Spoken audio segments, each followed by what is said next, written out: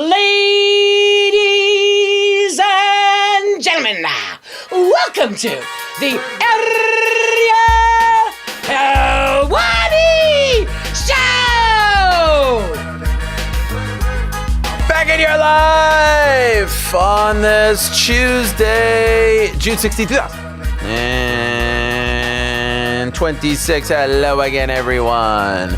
I sure hope you're doing well. It is so great to be here on a Tuesday afternoon in New York City, the city of champions. This is like the only thing that I can commit to right now in my life. I'm all over the gaff, all over the place. My kids are showing up late to school. I'm late with the wake-ups. I'm not making anything for breakfast. I can't function. We've already added another 1K to the merch list. I bought both New Yorker magazines, the one with Brunson, the one with the city on fire. I bought Sports Illustrated commemorative, Time commemorative. What else did I buy? Oh, Slam commemorative. Had to get the Slam. Orange text, gold text. 2 Slams I got. Gonna make a whole big montage on my wall. Is it a montage? Collage? What is it? Collage. Yeah, whatever it is. I'm gonna be making one of those. There's a couple new shirts that I have my eye on. We're just trying to do it slow and steady. The boys were on Fallon yesterday. Golly, I've never been so jealous of Jimmy Fallon. I mean, look at this shot. What is this timeline? Look at this shot. Jalen Brunson walking out, holding a trophy. I'm sorry, everyone. Like it or love it, you better learn to live with it, because this whole studio is about to be redecorated, all right? Wu-Tang is there. Mike Brown is singing Who Let the Dogs Out? What? This is unbelievable. I have decided, everyone, in case you're wondering, Frank, we got some breaking news real quick off the top. I have decided that I will be, in fact, attending, alongside millions of Knicks fans, the parade on Thursday. But I've decided against the sleepover. I was thinking sleepover Wednesday, get there early, ultimately just wake up and park in Midtown, and then just make our way downtown. That's what I've decided. What do you think about that, Frank? The only advice I gave you was to have the sleepover. So you remember earlier you were like, I trust you. I've known you for 5 years. I don't remember you saying that, if I'm being honest. I said it on the air. I can actually pull up the record. Well, you know, if we were still at Vox, our office back there was like right in the midst of it all, right? Yeah. We could have gone up to like the 15th floor and just watched it from the windows. That might be the move. Anyone still have their card? You know a guy. I got a place I was invited to. Oh. Their parade starts right outside this person's apartment window, but E.P. Jackman, famously Cleveland Rick, said, got to find someone to do your job first. And, wow. Is that not a reasonable demand? What are you? You're a Gen Z kid now? You just think you deserve to get paid and you just go do whatever you want? I was going to take an unpaid day off, Vacation Jordan over here, just keeping the legacy alive? Up to the name, yeah. Not happening, bud. Listen. Not happening. Vacation Brit also going to be there. Oh, wow. What a throwback. I would like to overrule him, but he is EP Rick, so it's a tough one. Thank you for respecting my station. I think you should be there. I question your fandom if you're not there. If you worked at Vox and were able to peer out of the office window, that would be the best you're going to do in this scenario. Wow. Typical salty Cavs fan. His guy's getting arrested for what? What's he got? A couple of AK-47s in there? Lock him up for fucking life. Don't bring that guy back. Don't bring him back. Let Pizzi get hands on him in the jail cell. Yeah, How about Pizzi. that? What about your boy, Pizzi? Your boy's being arrested. What did he have? He had a concealed weapon? What did he have? Pizzi, what are we talking about? James Harden arrested. James Harden got arrested. He got arrested. Oh, shit. Well, who was surprised? Not this guy. I'll tell you that much. Abaddon from the second I laid eyes on him. Yeah. That's all I'm going to say. What we got there? Inter Milan? What is that? It's actually Argentina. You want to see? Is that a Fortnite shirt? Looks like Fortnite. Wait, Argentina has a sponsor on their kit? Old school. No. It's a collaboration situation. Oh, that's nice. Are they playing today? I'm like a 12-year-old. Nah, you look fantastic. I bought so many fucking jerseys. It's like it's my first World Cup. I don't know what's gotten into me. But yes, they're playing today at your time. It will be 9 p.m. They're playing Algeria. So everyone in Kansas loves Algeria. Have you seen that? Amazing. One of the great stories of the World Cup so far, I think. Yeah, those stories have been really fun. There have been other not so good stories. But I will say, I need to lock in. I have been so disconnected for obvious reasons. You did say this to me. I need to lock in. I feel like it's blowing me by. In fact, last night, I'm like, guys, I telling my boys, like my kids, guys, we haven't watched the World Cup. We need to lock in. Turn it on. This is like the gods are watching it. Turn it on.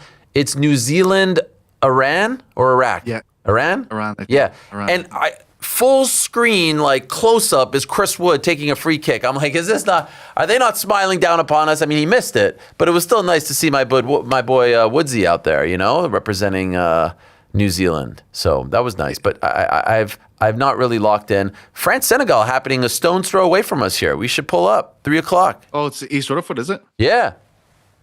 Nice. My brother went to Brazil on Saturday against Morocco. He said it was a bit of a nightmare, if I'm being honest, because he lives in Soho, and then he had to take, he had to go to Penn Station, then he had to take a shuttle to Secaucus, and then another shuttle, because they're not letting anyone drive up to the stadium. MetLife is just pretty much blocked off. So it's a bit of a mess of a situation, but I think post-parade, I'll lock in. But, I'm watching Fallon, I'm waking up, there's Wu-Tang there. It's all a lot to process. The New York Knicks are 2026 NBA champions. We're going to go to Summer League. I've decided we're going to get the sushi. We're going to do Fatty Mubadi, PRJs, all that stuff. Today's show, my friends, is an interesting one. I'll just say we're living in interesting times. We're living in unique times. We're living in different times. We're living in sort of laissez-faire, YOLO, come on, baby, let the good times roll. Laissez les bons temps rouler. Those are the times that we're living in. We're always going to remember the summer of 2026. We're going to long for this in the winter of 27 and be like, it's so depressing outside. But do you remember the summer of 2026? We're going to be old men and women on our porches being like, man, the summer of 2026. I wish we knew. No, we know it's the good old days. We are actually acknowledging, okay? This ain't no office meme. We are acknowledging it's the good old days. And so we are letting the good times roll. As you can see, the lineup for today's program is a little bit different. Do we have a mystery guest later? Maybe. Do we have a mystery guest that isn't coming? Maybe. Do we have a mystery guest that is coming? Maybe. I don't know. Peace and love. We figure it out. Just come on this journey with us. And more often than not, it works out. But come on this journey with us. That's what I invite you all to partake in. Please come on this journey with us. Oh, by the way, I keep forgetting. It's bothering me. My OCD is acting up. Go full screen on Pizzi for a second. Pizzi, go full screen. Yeah, I'm just. Hello, everyone. How are you doing? I've been jealous of his mustache, obviously, because it's glorious, but never more so than I feel like we complete each other's beards, right? Your tremendous mustache is what I need to add here, and I can help. You know what? Between his mustache and your lack of mustache, together you make a great beard. Yeah, I know. What's the kit today, Pizzi? We already went through this. Argentina. It's like a limited You just pulled edition. up. Where were you? We pulled up and you weren't back there. Is everything all right? GC, how many did you get? Because we were talking fucking prison. What? I'm not gonna lie, man. I didn't get as many as I was expecting. I went to the Nike store. The Nike kits just do not fit Adidas, well. man. It's an Adidas year. I got a couple of Adidas ones. I got a Spain one, a Japan Lovely. one. But the Nike Nikes, ones. man, we went to Nike. Did you see the England? It has this ribbed. What is that? Ribbed, They it's always so try thin. to do something. Yeah. They always try and do something for World Cup years. I remember the old, the 2002 Brazil jersey. Everybody wanted it, but the fit was crazy on it, and everyone was kind of sick looking. That's the thing. I'm actually I feel the South American flair this year. I think Brazil are going to come good. I think Argentina will have a little sting in the tail. A lot of people going with Europe, but I do feel as though South America are going to have a big statement at the later stages. You think so? Really, Ariel, you're in a good spot. If you were going to miss anything, the first few group games are the way to go. You really need to lock it in towards the end of the group stages and into the knockouts. You know what? Fair play to FIFA. A lot of teams added 16, I think, added this year, 48 total. A lot of people were saying that there would be mismatches. Shout out to our boys over in Cape Verde. Who knows? Cape Verde. Cape Verde. Yeah. I mean, what is that? Tying? 0-0 with Spain. I mean, that's insane. Tell us the Irishman- stat. Tell us the stat. GC, real quick. Tell us the stat. This is Pulling a it up right crazy now stat. because it's constantly being updated. Their goalie, Josimar Diaz, had 45,000 Instagram followers yesterday before the game. He now has, after a clean sheet against Spain, 40 years of age, he now has 8.7 million followers. Oh, that's insane. Wait, he's 40? He's 40? Yeah. Holy shit, that's so amazing. Sick. It's so good. It's such a good story. The world has become behind him. He won man of the match against Spain. Spain was minus 1,500 going into that game. Tremendous. Yeah. Favorites to win the whole thing. And there's an Irishman playing centre back for Cape Verde as well. Well, he turned his back on your country?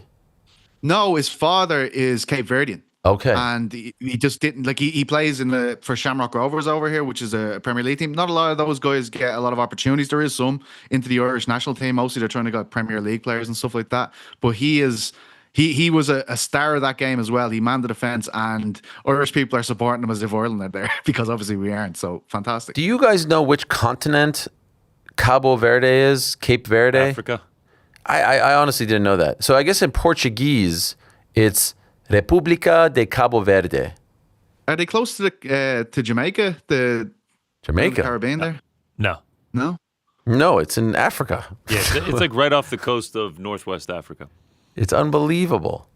You know how Red many flag. people live there? What's the I'm gonna population? guess 75,000. No, 110,000. Nah, 528. That's Carousel. 528,000? Yeah.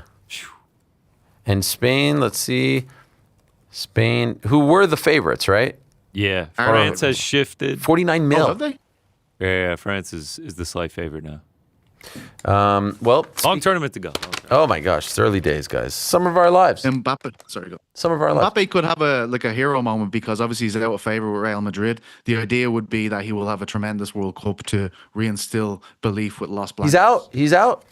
No, he's out of favour in Real Madrid. There's a lot Mourinho of getting him out of there? I doubt it. If any man can, wrestle a team play out of Mbappe, it's probably Jose Mourinho. Sure. So let's see how this shakes out. If only they had a guy like Mike Brown leading the charge, huh? That's what they're saying. That's what the people in Spain are saying. Mike. Guys, I want to remind you that today's episode is brought to you by our good friends over at Kalshi. They are the largest prediction market in the entire US of A. And what about that QR code right there? You put your little camera on that and voila. Now, let me tell you what makes Kalshi different. You're not playing against a house. Kalshi is peer-to-peer trading. You buy yes or no contracts on whether something will happen, and you're trading directly against other users. Think of it like buying or selling a stock. The line isn't set by some algorithm, or algo, as they say, working against you. Public opinion sets the price. Kalshi is CFTC approved, federally regulated, which is why it's available across this great country, including California, and Texas. Sorry about your damn luck, San Antonio. Download the Kalshi app right now and use the code Helwani. That's HELWANE, WANI, to get $10 off when you trade $10. That's Kalshi, KALSHI. Kalshi, trade what's next. Let's look at what they're saying as far as the World Cup is concerned over on Kalshi. France, Senegal today. 18% for France to be the faves? England, my third Yeah, favourite. So they've is the whole tournament. Wow. Portugal, third favorite. Did this change? flipped. This changed, right? Yeah, it flipped after Spain. Wow. Yeah, you can see the red and the blue lines. They switch. Got you. See the USA crawling up there. There could be a told you magical 66-1 at the start of the tournament, lads. Gotta back them. Gotta back Yeah, them you early. know who else was 6-1? You know who else was 6-1 over the weekend? 66-1, Ariel. Oh shit. Okay, I thought I was trying to make a Justin Gaethje. Love my Aussies, but we're smoking them on Friday. I do agree with that. The Socceroos. Pete, what do you know about 2002 France-Senegal opening match, huh? What do I know about it? You remember that one? No. What? You don't remember that? I remember this What vividly. 1998 winners. France Yeah. beats Brazil, right? Zidane, all them. 2002 opening match. The champs kick things off. They lose 1-0 to Senegal. Did not know that. I'm sure I was watching at the Do you know time. ball or do you not know ball? Please, Obviously not. fact check me. Please, go ahead. Oh, I didn't. No. Is that the game you were at? Which one did you go to? No, that was No, that was 1994, Nigeria and Argentina, Argentina. Nigeria. Who could forget at Foxborough? Maradona. Who could gets- forget? I mean, it's one of the Not great a single games. person. Actually, it's a historic game. He got pulled off It is. mid-game. He was purely, he had a celebration which indicated to the world that this man is probably on cocaine. Hey, shout out to him. Shout out to him. I also wanted to mention that, we're living in this insane time today's show, a little bit different.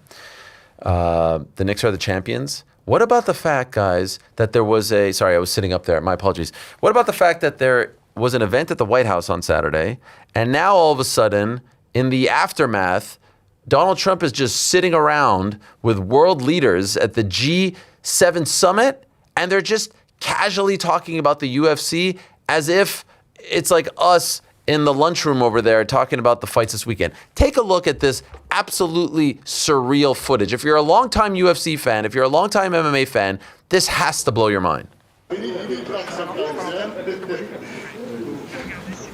Guys, you don't invest in UFC.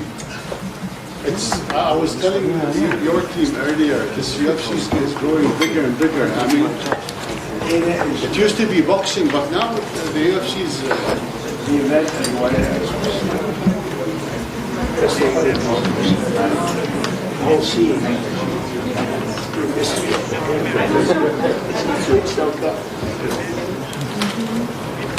Dana is amazing. Mr. President, Dana is amazing guy. He's a great guy. They're just sitting around talking about Dana White. He's a great guy. Everybody's replaceable.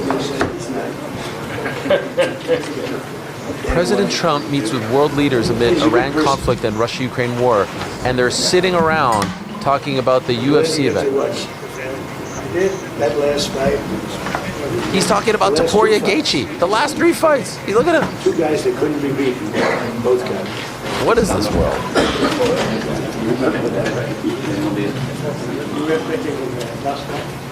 Well, look at this guy.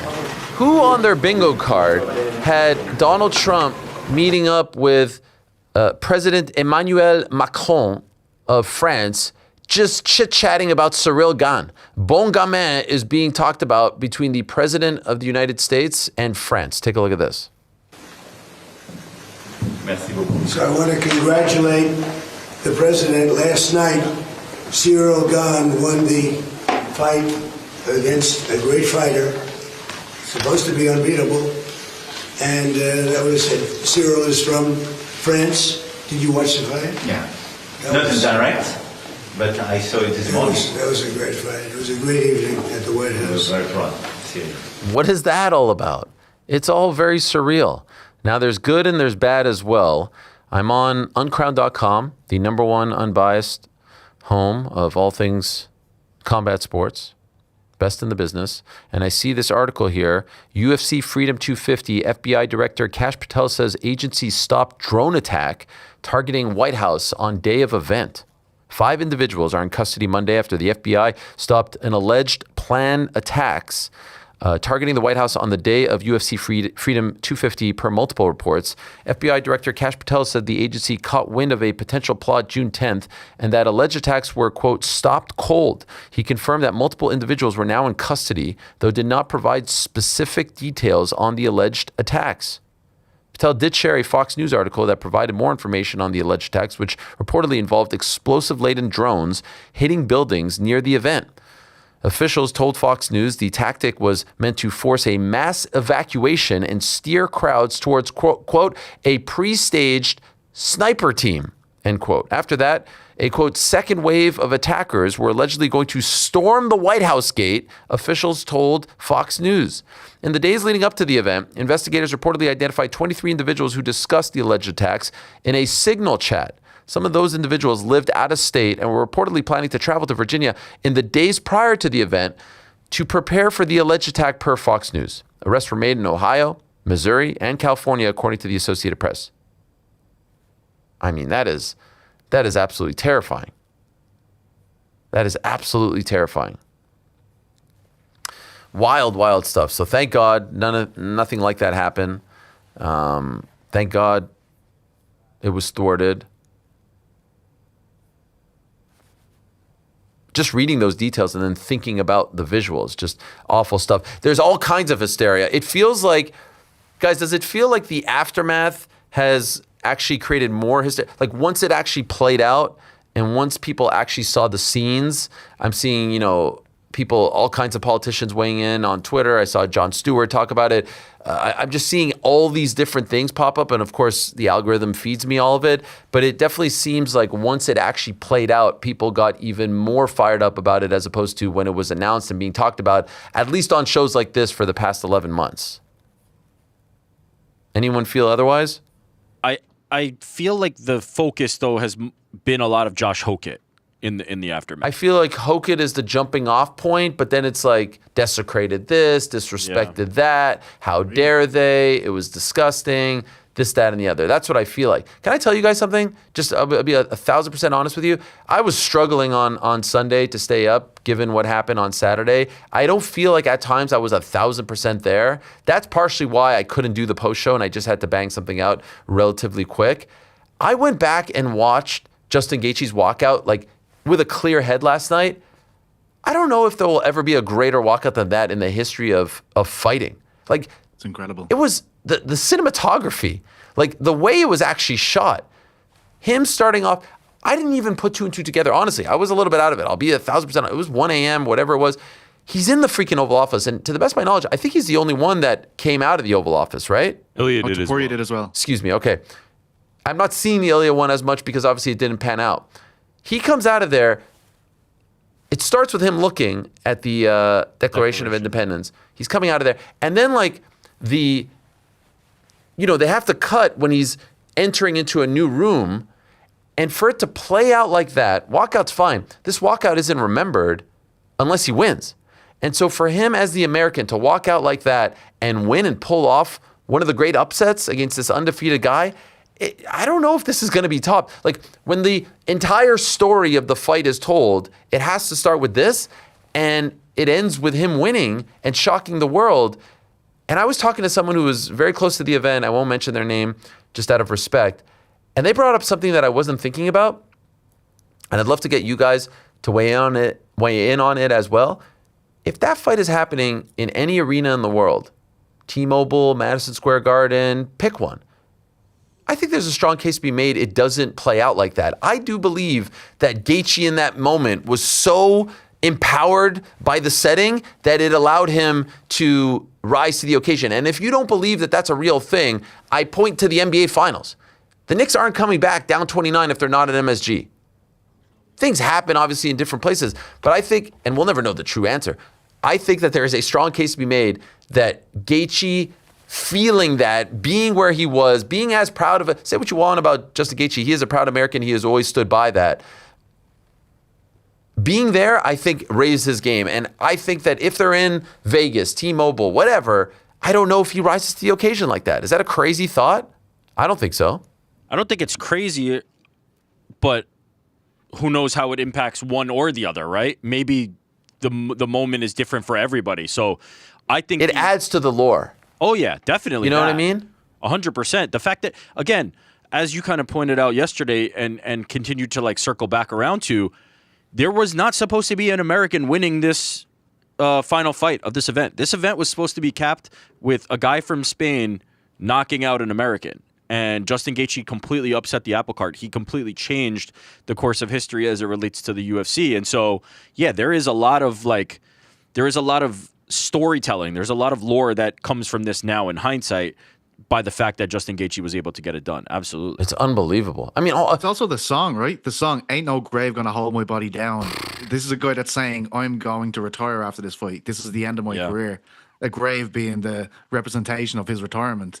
And it's not going to hold him down. He comes out and beats one of the best fighters in the world, completely upsets the apple cart. It's incredible. Can I also tell you what's sort of funny about all this? We're so in the weeds. We live and breathe this sport. We've devoted our lives to this sport.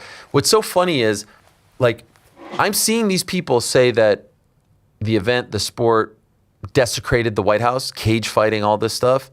And what's funny about it is, as I'm watching it on Sunday, I actually feel like the sport never came across as classier than it did. Now, of course, again, I will reiterate this because it's like, okay, yeah, Hokett, that was bad. But I'm saying to see Sean O'Malley walk out to that beautiful rendition of Superstar, it never sounds like that. It never looks like that. The way the lighting was, the rooms that they were walking through, like, you could make a case actually that the sport never came across as more or classier than it did on Sunday. Do you know what I mean? And so there's this weird thing happening where the regular public is like, the fuck is this? These crazy tattooed psychopath MMA cage fighters. But is that the general thing? Like I'm obviously not in the US. Like, oh yeah. Is that the most of the conversation you guys are hearing? That's what I'm hearing. Is anyone? I have not seen much of that. More positive reviews. Oh, I'm seeing so much negativity. I don't know why. I'm seeing so much. It couldn't have went better from all the things we were worried about. Like, and you have to remember, we're talking about this shit for 11 months. And as I said yesterday, right up until till the event, all of these things are in our minds. The weather situation. We talked about the Cormier thing yesterday with the tweets and everything. Like, that's all very, like, this is all, we're all fearing, like, this is going to go terribly. And for it to come off the way it did, I'm like, well, all of the things we're worried about did not happen, including a lot of people saying, like, oh, there's going to be a gratuitous amount of people all over Donald Trump. Compared to other UFC events, it wasn't, as we said yesterday. So from my mind, I was like, this couldn't have gone better. As far as all the things we were worried about, this couldn't have gone better. You know what I mean? So I'm surprised to hear that it's still being dragged like that. My sense of it is much like anything in 2026. They already had their stance, and they are now attaching it to this event as a way to further prove their point by planting the flag there. Like, I don't imagine if this was a football game or a basketball game or whatever, that those same people would say this is a desecration. It is because it is mixed martial arts, right? It is because it is fighting. And those people probably wouldn't want to watch MMA regardless. I don't think it is so much that the combination of MMA and the White House was that offensive to them, other than the fact that they probably find MMA offensive in general and are now using it as a political lightning rod. So I don't know. Those walkouts were breathtaking. I mean, kudos to the band, man. Kudos to your brother. Did your brother realize like what they did? Like, has he seen the reaction to this? Because I know this is sort of like old hat for them, right? Like, they hit it out of the park. Clearly, they're very talented. But to see that come to this sport that we love so much, and we're sort of used to the sort of rinse and repeat nature of these events, it was breathtaking. I have to say, I know it's not maybe the best thing to be so positive about it, but it really was it actually, I'm going to say this again, and people gave me shit. I was emotional seeing Sean O'Malley walk out to that. Like, I was emotional seeing it. Absolutely. With that music, with those vocals, it was beautiful. Yeah, I talked to my brother afterward, and he said it was a smashing success there. And, I thought it was a great switch-up of what we normally see. Yeah. Amazing. I wonder if we're going to get to the next event and we're going to be like, oh, I wish they had that band. Oh, we're going to find that out on Saturday, baby, because we're back to the Apex. The fact that it's an Apex event, it's crazy. Like if it was like Azerbaijan, like, a hot crowd, you'd be like, all right, back to normal, but everything's okay. The fact that we're going back to that, golly, what a time, what a time. By the way, Topps putting out a 1-of-1. How are they doing this? They had a signed Brunson and Frazier card the second the game was over. How is Topps pulling off these things, these 1-of-1s? Gotta just be like a deal they have with these brands where it's like, we're guaranteed to get a signature from these guys. Let's go ahead and design it and get it out. We have the card, right? We have the Topps card. There it is. Look at that. This Justin Gaethje right now is front runner, in my opinion, for picture of the year, walkout of the year, male fighter of the year. Yeah. Well, it is wild. Who would have thought, right? Again, I go back to that knockout against Max Holloway. It was awful. It couldn't have gone worse for him to get knocked out like that with the second left. And he said that's the launch pad for this whole thing. Like, crazy. It's crazy. We were questioning him getting the Paddy fight back in January for it being an interim title. I know. We were like, I can't believe this. Justin's getting that off of a Rafael Fiziev one. I'm eating crow. I say I apologize. I counted him out. I really did. I was as wrong as I hope I know he doesn't care, but it's sincere, man. I am happy for him. I can't wait to see. Look, someone asked me yesterday as well, like, you guys need to talk about the fact that there are no stars left in this sport. Pereira and Ilya losing is the worst thing to happen to the UFC. And I don't know if I necessarily agree. I know on the outside, like every time I go on Simmons, he asks me the same question. It's like, to me, what always drew me to this sport was the unpredictability of the sport. If it was always like, of course Khamzat is going to win, then it's boring. That's why I stopped watching pro wrestling in like the 2010s, because I felt like you knew who was going to win all the time. The fact that we were so sure Gaethje wins and then he does that, a lot of us were so sure Paddy wins and he does that, so sure Hamza wins, and then that happens against Sean. Like, that's the best part of the sport. So You use I don't mind. Rampage all the time, right? Yeah. Rampage Jackson and Chuck Mindenhall. Chuck Liddell. Yes. No, Chuck Mindenhall. UFC 71. Iconic rivalry. Who could forget? Mindenhall Jackson? UFC 71 was supposed to be the coronation of Chuck Liddell and this sport. Yeah. Like holding hands, right? Hand to hand. They finally reached the point where ESPN is covering them. They're airing the weigh-ins live. He's on the cover of ESPN, the magazine. He's on the cover. No, he's on Entourage, all this stuff. Like, he's the man. And Rampage knocks him out in like 90 seconds. The reality, and everyone loses their mind. The reality is that the UFC is a team, right? The UFC is the New York Knicks. The UFC is the thing that people are coming to. That is where the fandom lies, right? There are going to be people, they have their favorite fighters. Everybody has, proclivities toward one fighter or another, whatever. The team can change, right? One year it's this team, one year they get this guy, that guy, the other guy, but their fandom, their allegiance is to the UFC. And so as long as the UFC is doing what the UFC does, they will struggle to develop contenders. That has always been my contention. That is actually not a star problem. It's a how do you make a worthy challenger problem. But what Justin Gaethje kind of reminded us, and Sean Strickland kind of reminded us, is every time you think that somebody is not a worthy challenger, that there isn't a contender, that there isn't somebody who could knock off this unstoppable juggernaut, there always is. There's always somebody who's able to do it. And Sean Strickland has done it a few times now. And Justin Gaethje did it against a guy in Ilia Topuria that everybody thought, when is this guy ever going to lose? He's going to go undefeated forever. And the same for Hamzat. That is the problem that I think they have, is developing contenders that people can get behind. But if they don't, they luck into the idea that, hey, maybe this guy isn't, this guy's a 4-1 underdog, but somehow pulls it off. As long as the UFC keeps going, as long as this UFC keeps like churning out these fights, that is the brand that people are loyal to. The fighter allegiance is secondary at all times. I have a hard time believing that if you're a longtime fan of the sport, that you can't sit there and be like, holy crap, man. You know what I mean? Like, watching some of these events in these small, like if you're like a fan from the Sherdog UG days, yeah, your politics aside, it was just, to me, it was mesmerizing, breathtaking. It really was. So I enjoyed it. People that I've talked to that spoke negatively about it didn't even watch the event. I think that speaks volumes to how you felt about it, regardless of how it went. I had so many friends that have stopped watching MMA, and I wake up on Monday morning and they're just like, "Holy shit, this is the best event I've ever seen!" And I just didn't expect it. Probably haven't got so many messages from just friends and acquaintances about an event since McGregor's heyday. Honestly, yeah, and the one thing I'm waiting on are the numbers. The fact that it was a Sunday. How did that affect the global numbers? It was a little bit delayed. What's that? When will we get the numbers? I mean, we don't know. Get them. If we ever get them. If the numbers are not eye-popping, I wouldn't touch them. The vibes are so good right now. Now, granted, it seems like we're kind of seeing different things in terms of what our algorithm is feeding us. But from what I'm seeing, people thought this event was an absolute home run. And so I would not even enter those waters unless it was absolutely eye-popping numbers. If we did, those Super Bowl numbers that we were being teased with and promised, then I would release a number. Otherwise, just consider it a win and move on to the next one. You don't think they did a Billy? No. Rubio said a Billy. I'd like to think they did. Who's to check? We'll never know. A few more aftermath stuff.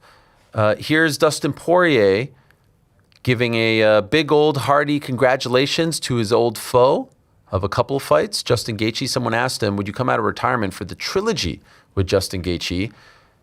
Diamond writes, yes, but first things first, class as always. Justin Gaethje, you are a savage. Congratulations on everything. It was inspiring to be there in person and watch you put on a masterful performance. Turn your dream into reality. Undisputed, nothing but respect for you. Love that. He was also asked about a potential comeback, and he tweeted this. If you were on the card, who would you be fighting? He writes USADA. Gotta love DP. Your old friend Sergio Ramos weighed in, showing support for his old friend Ilia Topuria. Today the ship will sail faster because those who are left behind are no longer there. Oh, brother, those who celebrate your defeat don't know what awaits them. Poor them. The path traveled with determination has curves, but keeps the goal fixed. Adapt, recover, keep going. You are water, my friend. We will return, and we will return like the great ones. I love you, Ilya Taporia. I'm sure he's getting a ton of support as well. I know we highlight the, the bad I'm stuff. seeing a ton of support for him. Yeah. I think people are going to be cheering him on in his comeback. It's the best.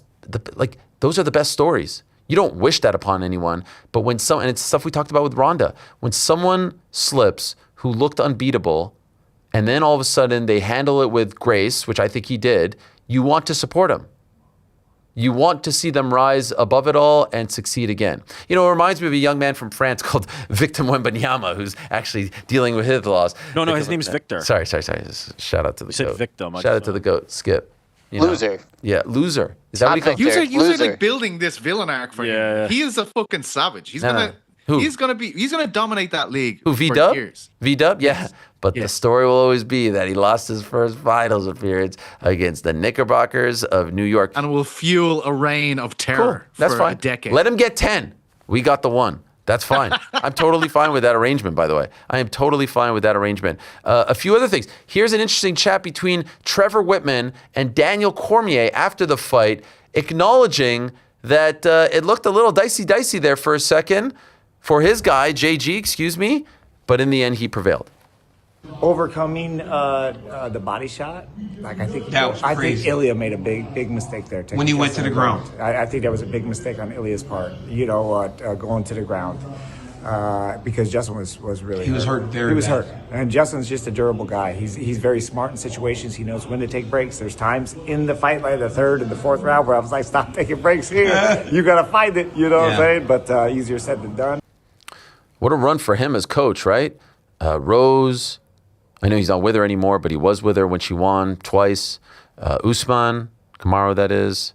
And now, of course, Justin Gaethje, undisputed. Pretty remarkable. Thrill of victory, agony of defeat. Here's Ayman Zahabi after the loss. He took to Twitter and quote tweeted something that GSP wrote. First, here's GSP. Unfortunately, we came up short last night. At this level, things happen incredibly fast. When you zig, when you should zag, the margin for error is very small. I'm confident Ayman will learn from this experience and come back stronger. And here's Ayman quote tweeting that with my heart is at peace, for what is meant for me will never miss me. And whatever misses me was never meant for me. This was the theme of this camp. Today, I will walk that talk. Love it. Incredible stuff. We had a video of Izzy showing love to Pereira before the fight. There's a great video of him after the fight, watching it from his YouTube channel that I do suggest you all check out, Freestyle Bender, where you could tell, I don't think we could play, we could show the B-roll, there's music, but you could tell like the genuine pain that he has for Pereira. And who could have expected this, right? These guys had a history in kickboxing. Izzy was somewhat dismissive of him when he comes over to the UFC. Like, this is genuine love. This is not fake. He's rooting for his guy. He shows love to Gan. I think someone off camera, maybe his brother, is talking about the shots to the back of the head. But he is genuinely sad for his friend here. Look at that. Great stuff. Great just to see the mutual admiration that they have. Same with Rob. Like, Izzy has come a long way in that regard, and I love to see it. Here's Alex Pereira. This just came in, actually saying that he thinks that he was hit in the back of the head. I have not seen this yet, so let's watch it together. I believe it's in Portuguese. I will translate it for all of you. Here we go. They're watching the guy. He hits me, and I fall. He starts throwing punches. The guy sees it's an illegal hit, but he's thinking, how many times? It's against the rules. You won't be wrong if you stop it. That's the rule book. What upsets me most is I warned him beforehand, but the guy, he doesn't have the guts. The guy's not a real man. You hit the guy, you're right there, and then you're hitting him every which way. Come on, can't you see it, man? So there you go. Does anyone feel otherwise? I watched that right away and I was like, what's the question? Oh, he was hit repeatedly in the back of the head. And yes, I know that there's a thing where if you're moving, it's hard to land the target. But that it was a lot, was it not? There was 10. There was about 10 elbows. Yeah, on rewatch, and it's just clear. It's obviously intensified by the narrative surrounding Cyril Gane after the Tom fight, though, as well, right? Like that doesn't make it any more palatable for the audience if they're in that way of thinking. You know what I mean? And again, I said yesterday, he's talking about. I said this to the referee beforehand. There is footage of Andy Aspinall saying it to Jason Herzog before the fight about the back of the head, even though that wasn't the issue against Aspinall. There's also footage of Jones, I believe, in the build-up to their fight, acknowledging this, like this reputation. But when I was watching that live, I was like, there's a lot here. And by the way, text you straight away about it. Yeah, there is a precedent. I mean, say what you will about Steve Mazzagatti, he did stop Brock Lesnar mid-fight. There was also the elbow from Jones. Like, just because a fight is flowing in one person's direction doesn't mean you can't stop the action if illegal shots are being landed. You know what I mean? Look at that. I can see, he had hurt Pereira before this, and I wonder if Herb is like, if I stop the fight here, I mean, I'm completely changing the momentum of the fight. But I guess that's what fouls are meant to bring about, right? Yeah. Unfortunate, and I don't know if he's going to get. I mean, we don't know if he's going to fight at heavyweight. What he wants to do, he probably needs a bit of a break. But it's unfortunate. Gane looked great. I'm not trying to take anything away from the performance. I know his team doesn't like when you talk about these things, but it's not just us talking about it. He looked phenomenal. I want to see him fight Aspinall. He's earned the right to have a conclusive finish in that fight. And I think it's going to be big. And if they do it in Paris, if they did it in Paris, I think that would be a scene unlike any other. Like, knowing how those fans react to just regular combat sports events that happen to involve contenders and whatnot, because we've never seen a mega event there as far as UFC is concerned, I think it would be the most raucous crowd in the history of the sport. Honestly. I think they'll bring a good idea. Like, you're talking about Justin Gaethje and potentially being reaching a kind of a new level because of where this fight took place. If you're Aspinall, is that clever to be like, yeah, I'll go to Paris, where people will be baying for his blood? I mean, we were just talking about that how, life. I know, but he's the undisputed champion here. Yeah, but I think he's just upset, and I think he wants to shove it down everyone's throat, and I think he really doesn't care. I think Abu Dhabi, as you said, October might make more sense. Yeah. Well, let's see. He's saying that. It's not a numbered event, so I would be very surprised. One last thing from all of this in the aftermath that I thought was interesting. Yesterday we were talking about the Tyson Fury thing. Here's a tweet from Alexander Usyk. And who is he sitting next to? Dana White and Nick Khan. Now, that's what Dana was wearing on Sunday. So I presume, we had the picture of him and Trump. We were wondering if he was there. And I have heard from people who, by the way, were there, UFC fighters who were there, for whatever reason weren't shown. I don't know why. And I don't think Usyk was shown. Correct me if I'm wrong. Did you guys see Usyk on TV? Didn't see him. I did not know. But man, if they've got Usyk in their back pocket too, that's not he's not just posting that because he's buds with them or he's excited to be there with them. Usyk was at the Topuria dinner the night before as well. There's things happening here. Like, I am not going to count those guys. Like, when Dana says, just wait, I believe him.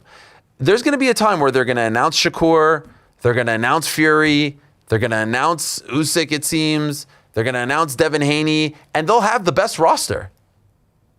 And I think what we're starting to see is phase 2 of Zuffa Boxing. Phase 1 was the first 6 months of 2026. Phase 2, Bournemouth. And it then trickles down to, they're going to Cosmo in Vegas, no longer just Apex events. And they're going to start to put on these mega events.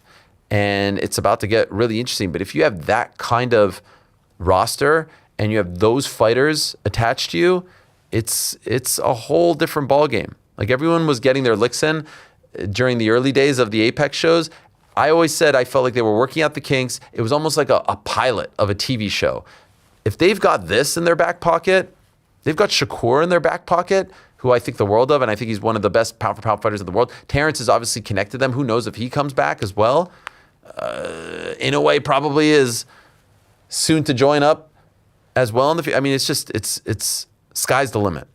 All right, Chuck Mindenhall is going to join us. He was at the event. Can't wait to hear his perspective. The man in the hat. Always great to have him on. You can see him every Friday on The Crack, of course. But time now for everyone's favorite segment of the week. It is time. It's time for On the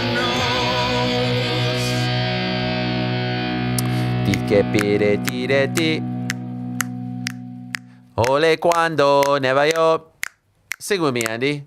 Tienes que vivir un verano en Nueva York. Nueva York.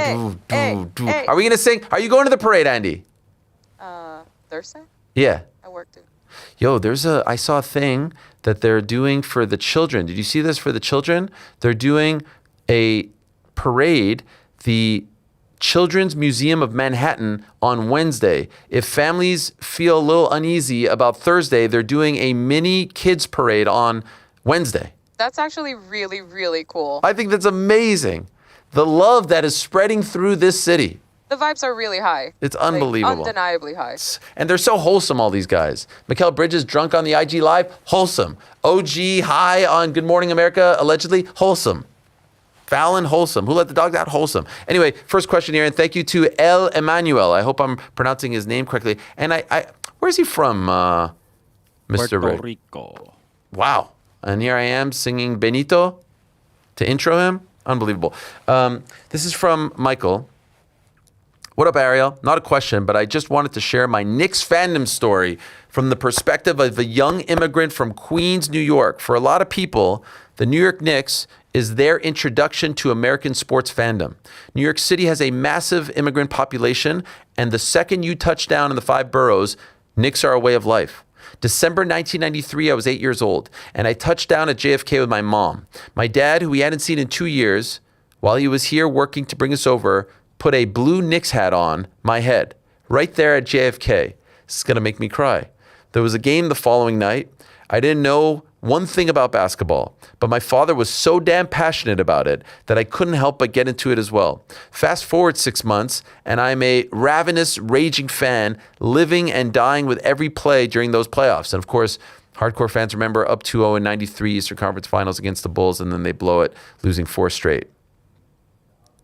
Although I eventually became a Giants and Yankees fan as well, and although those teams have given me so many great winning memories, the team that I live and die with has always been the Knicks. It's more than basketball. It represents America, New York, a reunion with my dad, togetherness as a family, great highs and monumental lows. To this day, the Knicks are the only team that can bring me to tears. Up until Saturday, June 13th, it has always been from heartbreak. How fucking sweet is it was to absolutely lose myself in uncontrollable tears of joy. To the uninitiated, it seems like madness, but this team will stay with me till the day I die. I am no longer in NYC because of my career, but I'll be flying in to be with my people on Thursday. Go New York, go New York, go. What a question. What a comment. It wasn't even a question. Brought me to fucking tears, man. You just don't get it. People out there don't get it, what it means. So much pain, all erased. Cameron, Ariel, stick with me here. The Tyson Fury segment on the White House broadcast might be one of my favorite moments of all time. It was like watching a comedy skit. Firstly, the full walkout for him. Then the interview itself had me dying. Announcement, I'll let Dana do that. Potentially a tune-up fight and then AJQ4, potentially, maybe. Potentially you and Dana working together, 100% potentially. Any more details you can give us? No details. Do you think this is an example of UFC/Dana being used to just announcing stuff that's not complete, signed, etc., with no repercussions, whereas Tyson, being from the boxing world, is well aware there's a potential legal ramification for making such announcements? Also, a bonus moment at the beginning of the interview. There is a geezer behind Anik with a headset, clearly flustered, dropping lines like, "This place is a shit show and I don't know where the fuck he is. P.S. Go Knicks." So I can say I know who that guy is, and he's a great guy, and he's a hardworking guy, and he's been a part of the UFC broadcast. I don't want to say his name because he's a tremendous guy, and he's a stage manager. And so the framing of that was a little bit tough on him, but he did nothing wrong, of course. And I don't know if it is that what you are saying it is. I don't know if it's that. Honestly, I wonder, it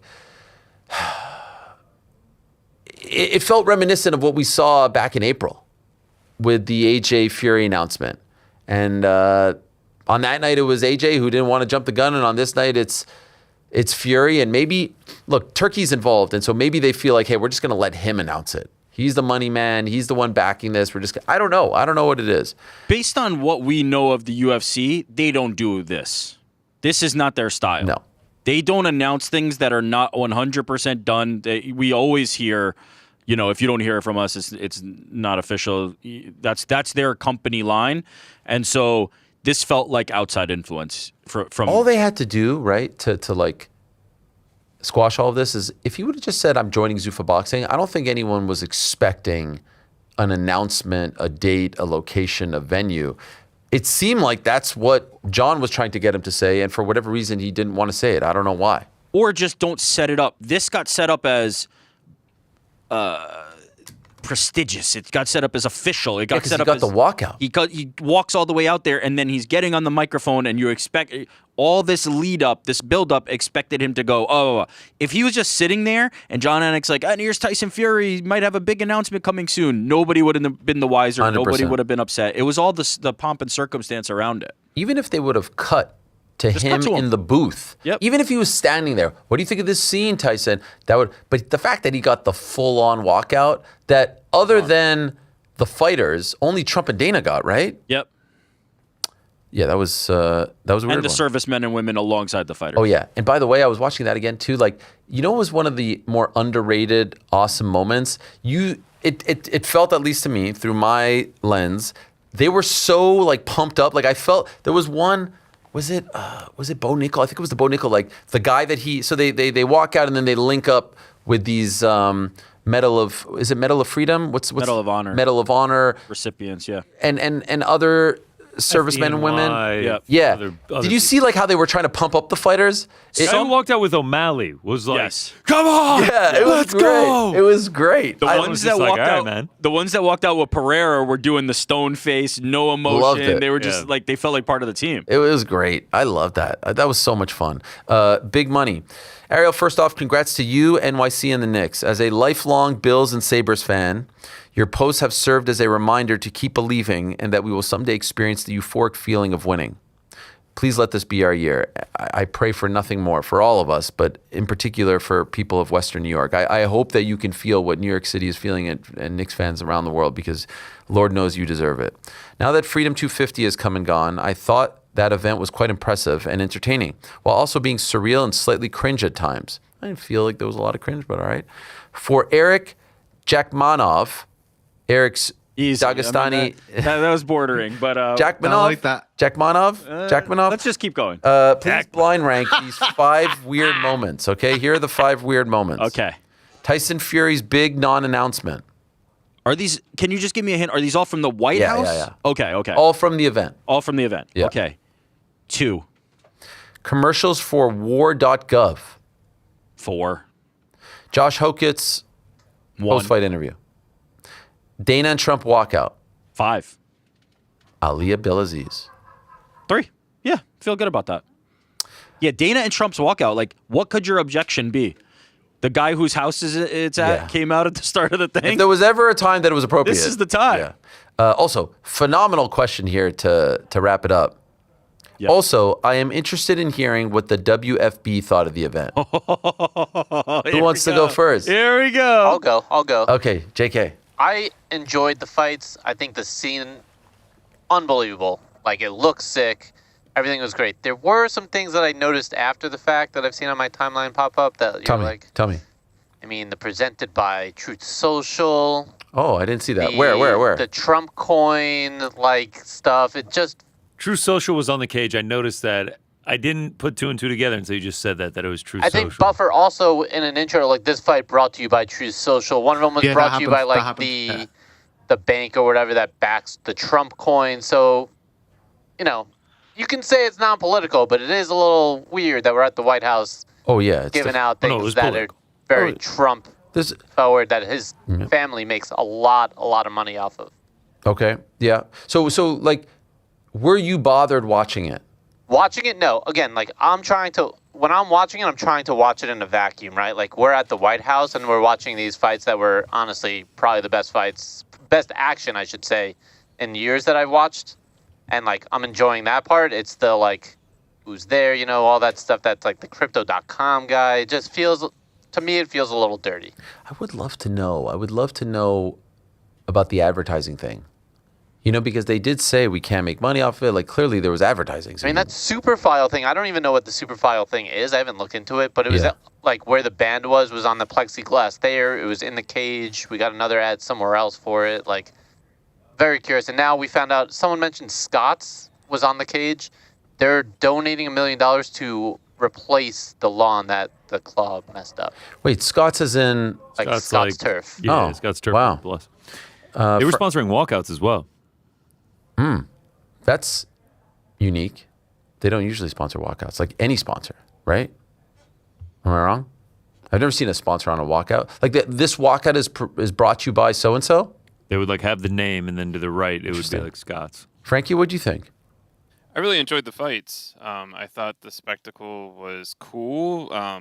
Not necessary, but cool. When you say not necessary, what do you mean? Like, did it add anything to the sport or add any, like, extra pride to my feeling of the country? No. So, I mean, but the fights were really awesome. The card ended up being really cool. But you could say, okay, so just to ask the follow-up, when you say not necessary, like, once you're already there, the question is, does it desecrate, does it disrespect, or... No, I didn't take it as that at all, as far as, like, desecration. It was just, like, it's the same thing, like, if the goal now is to do fights in exotic places, like I'm kind of for that. Like I thought the Sphere was a neat place, right? So in a vacuum, though, I'm like, who needs it, right? But if it's like a series of like, guess what? Now we're doing Alcatraz, or now we're doing the Grand Canyon, or whatever. Then I would say in retrospect, I'd be like, oh, that's cool that they got the White House. So you marked that one off the list. Yeah. Andy? You can't deny the production was sick. Like, it was amazing. Truly, it looked so good. Fights were awesome. But, yeah, it's like, did we need all of this? And then honestly, I kept seeing dollar signs everywhere. Like, that's how I felt about it. And Hokit just, like, I can't with him, man. The Michelle Obama comment really just, like, pissed me off. It's just, like, it was so unnecessary, you know? And Josh Hokit is a great fighter. He's a great fighter. And I'm not going to sit here and we talked about it yesterday, and I can understand why people are upset. I saw some people saying that he should be sued, this, that. I mean, it was an own goal, as they say. Like, it just was unnecessary. But I was trying to think about it. Look, there is a case to be made. I could acknowledge that there's a case to be made that the fact he wants to be talked about. It's like Strickland, right? Strickland wants to be talked about. And so they are going to do whatever it takes. Feelings be damned, lines be damned, to just get people to talk about them. If you're wired that way, he will view this as a win. And it seems like, based on his Twitter, that it's a win. Fine. I think that some of these guys are like addicted to the pop, addicted to like the shock value of it all, and they're just looking for the crazy. I mean, they all are wired differently than all of us. I have always said, when people ask me, would you ever fight? I don't have DNA in my body. I don't possess that DNA that they possess. I don't have that courage. And so they possess things that I just don't think, like in that moment, I would never think to say something like that. And I think this guy is just different. And I wish he didn't do it for his own case. The moment where he's like, forget the script, I was like, yes, Josh, now you're getting it. And then I was like, damn. It's the only thing anybody's talking about. His mission was accomplished. I said all this yesterday. Yeah. For his sake, yeah. Like, if he doesn't give a fuck what people think of him and all he wants is the spotlight, I don't think he does. To the maximum, then mission accomplished. But for a sport as a whole, everyone that I've seen talking against it, that is the jumping off point every single time. But also, like, just happened to me 20 minutes ago. No matter what, like, political side you belong to or where you land, like, why are you speaking about like the white, you know, like, it's just the president's white. Like, come on, man. And the White House, you know, of all places, like, it just felt so disrespectful. And as it is, like, I mean, I did notice there were no women in the card, right? Just saying. But Dana did say he tried, and I do believe that he tried to get, I think Kayla was a shoo-in. Kayla was the no-brainer. Yeah. So he was asked about it, and he tried, and I do believe him. There's just not been a lot of female fights, period. Like, that's a bigger story right now. There's just... Yeah. The rankings haven't moved. Every week Chuck is sending us the rankings. It's like, just don't touch it. It's fine. I actually think he did. did try. I don't know. It didn't. I mean, we know why Kayla's not on there, but everyone's right in what they're saying about Hogan in terms of he was serving himself and that, but it doesn't serve the sport well. You know, that's I think the overall. I disagree with all of you. You guys keep saying this, but like, what is the repercussion? What is the thing that is being damaged here? This to me feels like everybody who says that the Ronda Rousey fight was bad for the sport. It just has no validity. There's no teeth to this. You guys keep talking about how this. Well, they give them the ammunition. This is what we thought it was essentially. It just gives everyone that just views it as cage fighting. This. So what? Just like violent, just what's the fallout from that? Sport. What's the downside? What's the repercussions? What's the harm? It fortifies that they're negative. There is going to be negative view they have of the sport. Oh yeah, but like, I understand what you're saying, Rick. Nothing's going to change. Like the UFC is not going to go on. Nothing's going to change. It was like I said. It was just unnecessary. You're not. It 100% like, was. Like if he would have said something about Pereira's mom, right? Yeah. It would have been like. Well, which he did. What's that? He did. But I'm just saying like about her looks or something like that. I know he's like. You'd have been like, man, that's gross, but like you get it because he's trying to pick a fight with the guy. But it's not getting a headline. Oh no, I know. Nobody's talking about Shama, your mama. The Michelle Obama thing is also like it's just ridiculous. It's like a 15-year-old meme from when Obama was. Well, that's who he's appealing to. That's who he's appealing to. No. I mean, like literally 15 years old. Like it was popular in like 2010. Yeah. That was. What they meant 15-year-olds. I must again for the record repeat. I think Josh Hogan is extremely corny. I don't like none of this stuff is funny to me. But we must acknowledge that like if there is going to. He is going to continue to press the line, right? And he's not the first one. Chael Sonnen, Sean Strickland, Colby Covington. They will continue to push the line until somebody slaps their wrist. Josh Hogan is not getting his wrist slapped. And so on the biggest stage possible, make the biggest impact by doing the most outlandish thing. If after the fact the UFC goes, man, you really shouldn't do that. Don't do that again or whatever. Now maybe behavior gets changed. But at the end of the day, Josh Hogan is getting featured on the Daily Show, getting featured and everywhere he wanted else. That. No, and he wanted exactly that. I agree with all that. I don't disagree with that. But Rick, there's two perspectives. If you want to talk about it from Josh's perspective, he won. Fine. But we could also say it was just unfortunate to bring that type of rhetoric to the sport as well. You know what I mean? His perspective isn't our perspective. He's not looking at it from our lens. It is the sport, but I would prefer that it not be. What do you mean? But it is. I would prefer that everything that isn't like a real UFC fan talking about this is about this instead of the incredible spectacle that they put on. 100%. That's why we're saying that. I know. I'm agreeing with you. Okay. I'm disagreeing with Rick. As you said, they didn't even watch the card, right? So there is we're not losing fans. We are not losing anybody who is going to watch it anyway. It just was like I just sat. I didn't get fucking mad about it. I was just like, it was just like, dude. Oh yeah, it was just like, here we go. Yeah, I think literally our reaction in real time was just like, as was mine. Yeah. Again, I'm not trying to be a white knight for Josh Hogan here. My point is all this like, it's kind of marring the sport. These people are looking at it and being like, look at these savages. They do that. Anyway, this didn't change a single thing. It didn't change one thing. Nobody who cared about MMA or was going to care about MMA went, man, that Josh Hogan guy said that thing and now I'm not. Like, this is exactly what this sport is. And we either like, accept that or we push against it and say, I wish he wouldn't. But he will. He will continue to. And this line will continue to be pushed and pushed and pushed until the next thing he says. Next thing he says might be even worse. Is Dana White ever going to say something to somebody, hey, we probably shouldn't? That's the question to me. I don't think this did any material damage. I don't think anybody who cared about the sport looks at it any differently. This is exactly what this sport is, and we need to just acknowledge that. Do you not feel, though, that, like, they put him in this gigantic spot, and, like, everyone obviously in a gigantic spot, he was the one that stepped out of line and pushed it too far, that the Again, UFC too might far be is like, subjective. Okay. The UFC might be like, you know, we pick people that we rely on in big spots, and we just can't trust you to go out to the public and be a champion for us. Same way they may look at Sean Strickland now going out and getting arrested and doing all these things that we're like, we're just going to put you on the back burner for a long time and not put you in a big spot. If they said that, I'd be shocked, but I'd welcome it as course correction. They might not say it. Do you think Josh Hogan's going to be penalized and not given an opportunity on the basis of this? I do not. Whether he's penalized or not is not what we're really talking about, though. Of course it is. Jordan's saying he's not going to get a big opportunity because of nothing will happen to Josh Hogan. My other thought is, though, no, I don't think it will. It's going to grow his star power. The other thing is, like, the UFC here had a giant opportunity for growth, right? UFC at the White House, people are like, oh crap, like let me tune in. And let's say you just tune in for this fight and you're like, oh, this is a great fight. Maybe I should tune in for more. And then you hear that and you're like, it's just not for me. Like you're saying there's no one that's not going to tune in because of that. I feel opposite, that someone's going to tune in because they were interested. Let's just use Conor's parents, right? They don't tune into many fights. They might hear that and be like, we watched because they weren't tuning in again, Jordan. I got breaking news for you. Well, Conor's parents were not watching another event. I'm using that as an example of someone. I'm using it as concrete evidence that they weren't tuning in again, unfortunately. By the way, did you get a reaction from your mother? I was just going to ask that. That line was not mentioned. There you go. Was not. Did they fall asleep early? I mean, it was pretty damn late. They may have been in their living room cheering. Who knows? Wow. No, wow. I'm just kidding. Yes, they did fall asleep early. I think after like the second fight, I texted my mom something. That was enough. She didn't read it till the morning. She was like, we saw Harrison a couple times. That's all that matters. Yeah, and they also, were tuning in for what the a legend, man. You could go back on Paramount Plus and watch it whenever, I would imagine. Intern Jack wants to weigh in.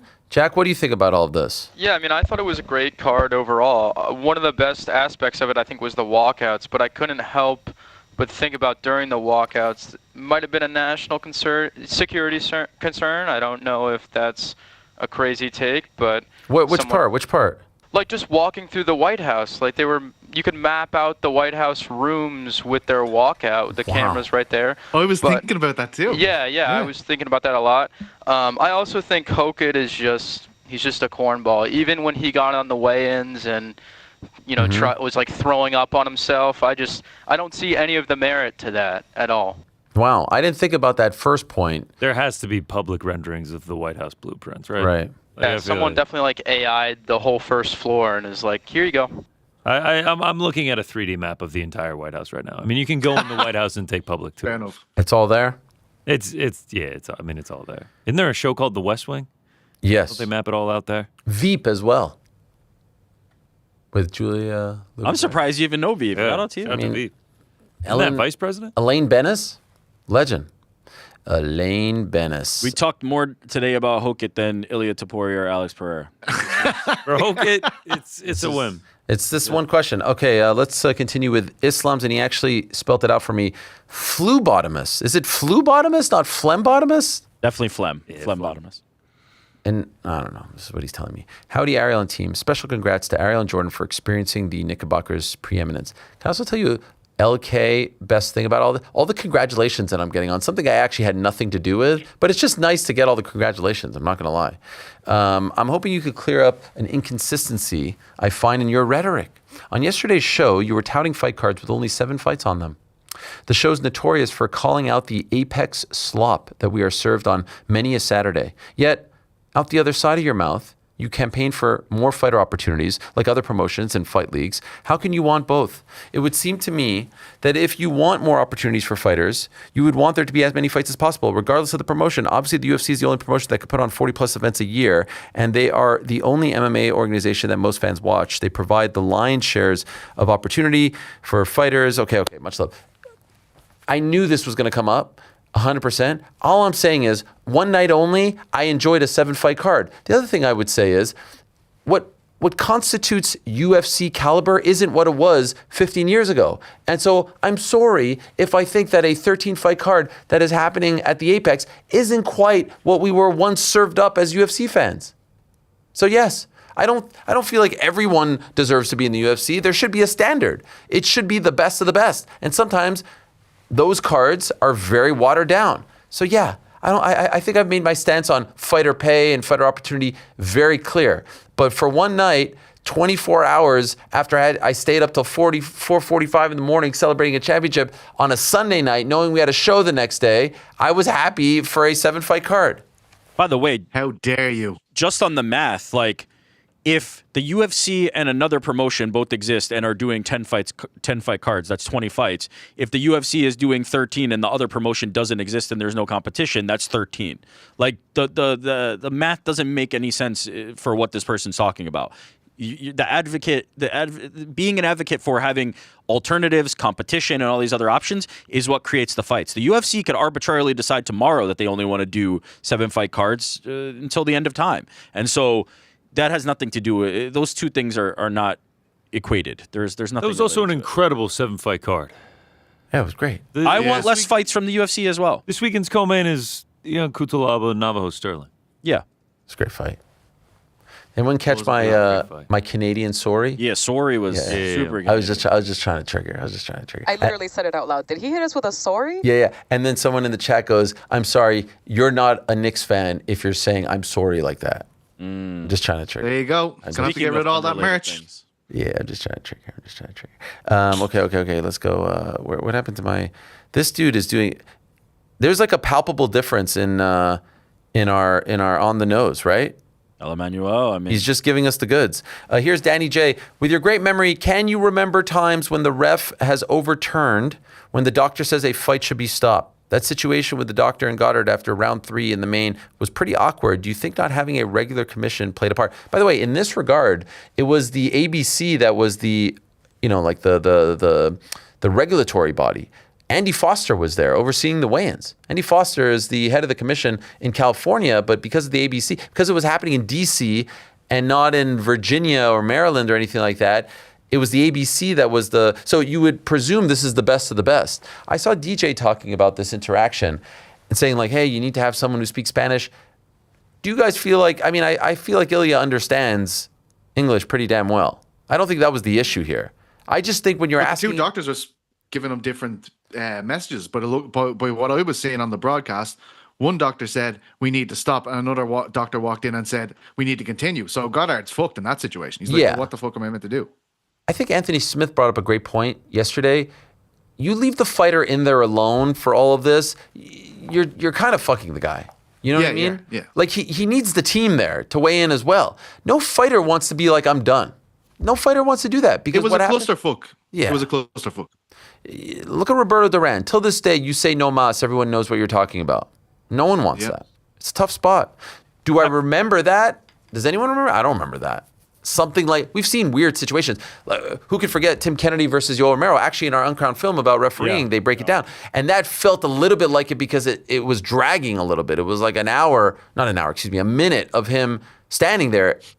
That should have happened, Yeah, to Pete's point, it just felt like the person immediately attending to him, the first person who he interacted with, tried to have him follow the finger, and he couldn't. And he was like, we got to stop this.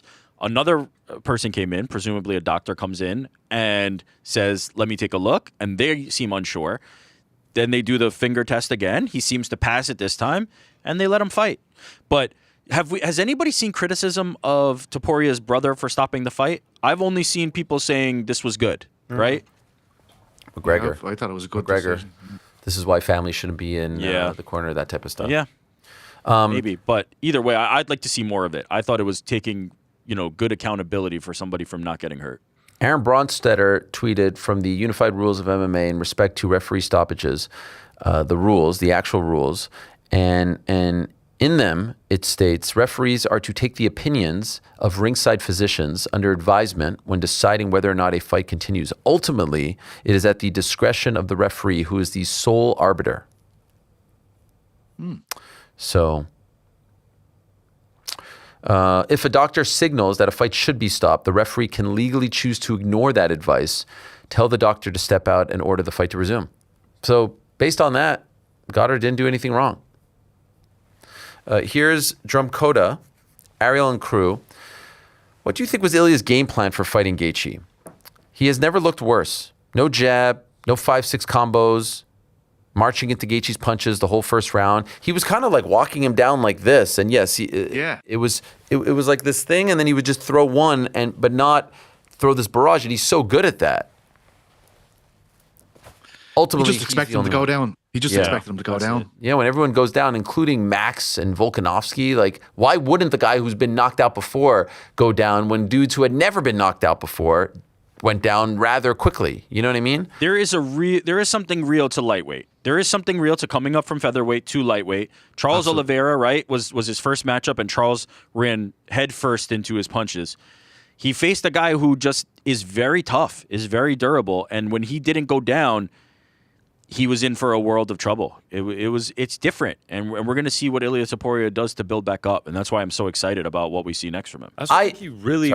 I think he just went all out that round one because just kept calling for the round one knockout. He was going to be the first one to do it to Gaethje. He called it for Max Holloway that he was going to be the first one to knock him out. He wanted that first round knockout from Justin Gaethje, and then when he didn't get it, I think he got hurt by going into the fire like that, and that cost him severely for the rest of the fight.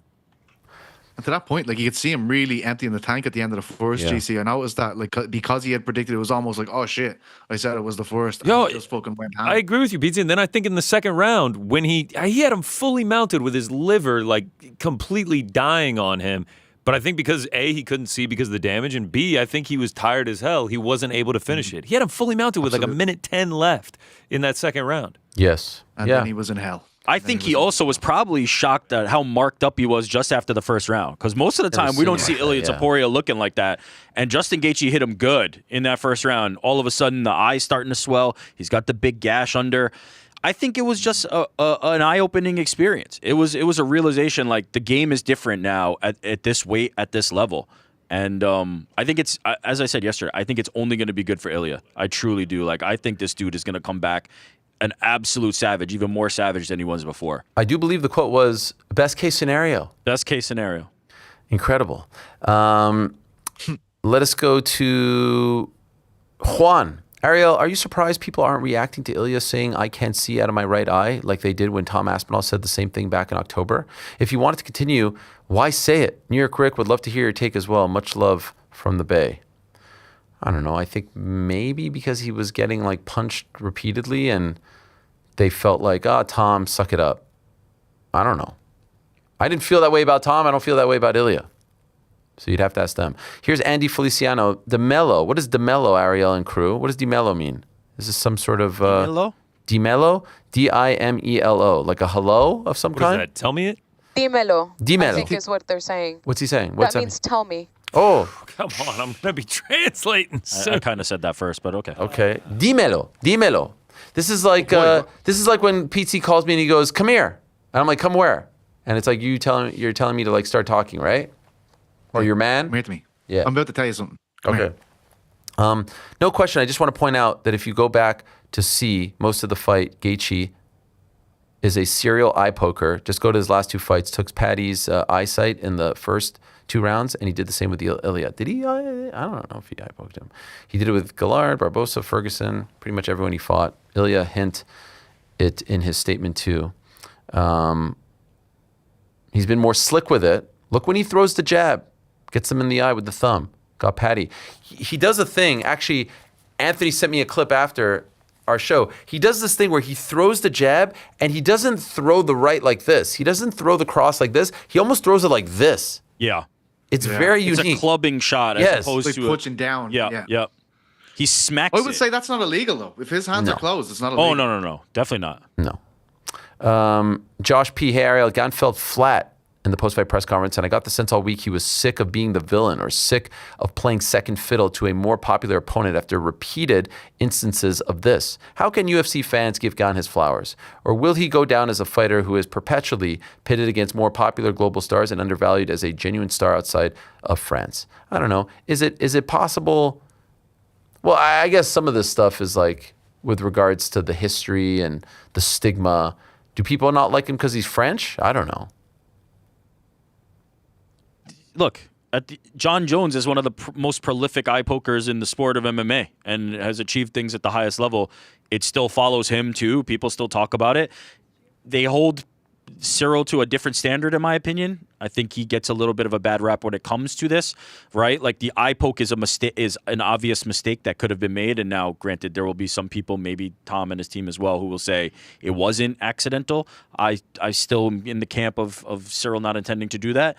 The back of the head shots, there's movement. There's always just something a little bit off. And all my interactions with him, he's always been like a sweetheart of a guy. He does. I don't. Really nice guy. Yeah. I don't look at him and think cheater. That's not what I think. That's not how I see it. Is it possible he's just, I don't know, rough around the edges as a fighter and reckless? Not for nothing. He hasn't been doing it this long. Mm-hmm. Exactly. He was. I think he was fighting 3 years when he got signed to the UFC. Maybe 2 years. He was 2-0 out of TKO in Canada. He had been playing basketball up to that point. I mean, there might be a case to be made for that. Like, but there's also the heat of the moment in the thing with Pereira where shit just gets unhinged. You know, you're in a fucking violent fray with one of the greatest fighters of all time. I don't know. I genuinely don't know if you have the wherewithal to be like, let me just hit this guy in the back of the head a few times. You know, I don't. He doesn't seem like that guy. By the way, this is why I've always kind of felt the case for like instant points and DQs is hard and dicey because of guys like Cyril Gane, where like he's cruising in this fight against Alex Pereira on the biggest stage. It would be heartbreaking to have something taken away from him there. And on the other side of it, if you're Alex Pereira, it's heartbreaking that you feel like you didn't get a fair shake. So like this is a difficult thing to adjudicate, in my opinion. 2 quick ones, and then we go to our first guest of the day and a mystery guest. Any hints? No, none. Coming up, hopefully in the next hour or so. Worship, hey gang, house cleaning. Ariel, congrats on the Knicks title. PT, congrats on the Scotland win in the World Cup. LOL, he writes. Okay. I do like Scottish people. Ariel, with the White House card out of the way, which of these potential matchups are you most looking forward to and least looking forward to? Aspinall Gane 2, I'm in. Hoka Pereira, I'm in. Armin Gaethje, I'm in. Gaethje Ilya 2, I'm in. I mean, I can't even, I love them all. These are all great matchups. One more from Josh P. Hey, Ariel, congrats on the Knicks win. I was watching and supporting as an outsider from Australia. Because of you, they have made a fan out of me. Can I just also add, you know, when you go on Instagram and you could go like to that other section where you just have people writing you. Does anyone have that? I don't know if there's like a primary and a general.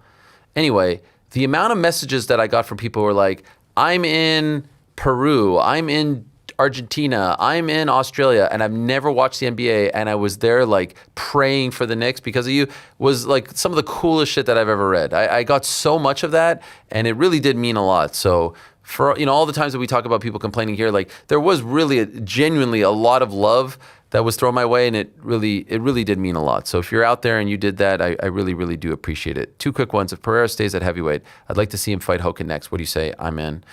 Do you, and because I feel like Hoka just isn't a massive heavyweight. Do you know what was happening with the commentator audio in the early portions of the White House card? Very frustrating. Thanks for all the coverage, mate. I don't know. Does anyone know about that? I don't remember any of that. But they nailed it. So let's give them their flowers. I wasn't there. PT wasn't there. Rick wasn't there. GC wasn't there. Andy wasn't there. Jordan wasn't there. Intern Josh and intern Jack wasn't there. Pat wasn't there. Spencer wasn't there. But you know who was there on behalf of the #1 unbiased combat sports platform in the world?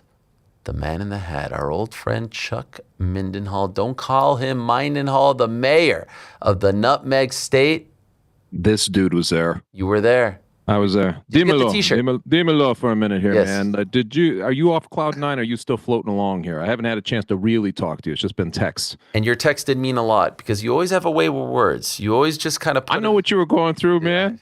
I remember living vicariously through you in 2023. I'm saying. And I was doing the basketball pod for Showtime, and you came on at the beginning and the end, and I was so happy for you. But deep down, I was like, will I ever get to feel this? Because it seemed for the longest time improbable that the Nuggets are going to win an NBA title. And now here I am experiencing it, Chuck. Chuck, it's 1,000 times better. I am not cloud 9. I'm on cloud 56. I don't even know what I'm feeling right now. There is nothing that can bother me. There is nothing that can throw me off, put me in a bad mood. I'm just singing, dancing. I'm popping out of bed. I'm sleeping 4 hours. I'm in bed. By the way, I've completely neglected my family. I'm at home. I'm like, guys, you got to see this. You got to see Mikal Bridges' IG, and then he's dropping all kinds of bad words. I'm like, but it's okay. Just watch it. It's great, man. It's great. It's great. It's amazing. Dude, it's the greatest, and I could tell even on your mood, like on Sunday when you were kind of tweeting out about the Washington card, and you're just like, I'm not gonna be a negative Nancy. I don't really care. Like I could feel it, man. I could feel that you're still floating along. So it goes for a while, man. I mean, you got a full off season here to celebrate it. So I'm very happy for you, man. When that was going on, I was just you're the first person I thought of. I was Thank you. Your suffering, I think, echoed the fan base, and I was happy to see you finally get it, brother. And all the little things that you see, like the media tour afterwards, and they're showing up with the trophy and all that stuff. It's like, are you going to the parade? 1,000%, 1,000%. Yeah, I think it's going to be a mess, and I think there's a part of me that at one point might regret it, but I just want to go. And the kids are off from school. I have to go. Gotta go. I'm living here. You don't have to tape. It's Thursday, right? So it's Thursday. Yeah. Thursday. It works for you. Like, don't listen to Action Bronson. What was his? I enjoyed that interview a lot, but dude. I mean, he was kind of downplaying some of this stuff. I'm like, you got to go, don't you? Like, you have to go. Listen, God bless him. I don't know how you could be. Chuck, the amount of times I had to go to the bathroom before that game, I mean, I'm not trying to give you too much information here. And this guy's out there making sweet love in the middle of the game. I couldn't function, Chuck. I couldn't walk. I had to take my clothes off just because I was sweating so much. I was so nervous. Anyway, I want to know about you and your experience. Okay, I mean, it's not as fun as this, but go ahead. You said it, brother. You said it, but it's pretty damn cool. Yeah. Tell me, when did you get there? When did you get to Washington? I was supposed to go on Wednesday. I show up to the airport. Flight is canceled. There's nothing's going because I was going out of Westchester, which is a tiny little airport, and so I ended up going on Thursday morning, and I had to basically hit the ground running once I got there because the first thing that I went to was the memorandum of understanding that was being signed between Dana White and Marco Rubio. You were there? I was there for that. So I went. I arrived, check into the hotel, throw the bags in, and then I went straight over to this thing. I could tell you, man. This was the strangest thing for a guy like me to attend because you're in there. That's all suits and loafers and the occasional monocle is on. But these guys are like it's a complete political gathering, including the media. I am the only. If there was another MMA person in that room other than Dana White. And I guess Epstein, but if there's anybody else in that room, I didn't see him. Like I was the only MMA guy there, so it was. That's how I kind of my baptism into the world of Washington was going to this thing at the Department of State. What a weird thing! Unbelievable. And you've covered the sport for so long.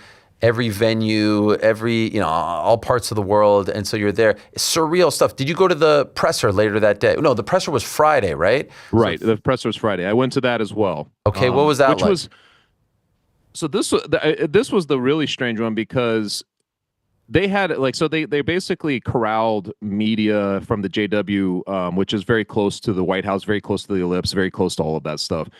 They corralled everybody and they put them on double-decker buses like those ones you see in London and sent them over to the memorial. And you had to go through all these different checkpoints, right? Like to get over there, every single one of them. I think these are Frank. Are these the pictures I took? Look how beautiful these things are. I'm like a regular. I like how you ask Frank, the audio guy, about the pictures. Frank, are you doing somebody? You did send these to me, Chuck. That's Jordan, by the way. I don't know if you're familiar with Jordan. Oh, whoops. Yeah, okay, so peace and love. But that was like I was one of those. I was like Esther Lynn out there. I took a lot of photos. I love it. It was very weird going through all the checkpoints. They had us on like I don't know what they would call it. I mean, in the airplane world, it's a ground hold. I sat on this shuttle for like an hour waiting to get over there because of the weather moved in. And so like there's just this whole thing of like, is this happening? Like you generally speaking, the UFC is so on top of everything, right?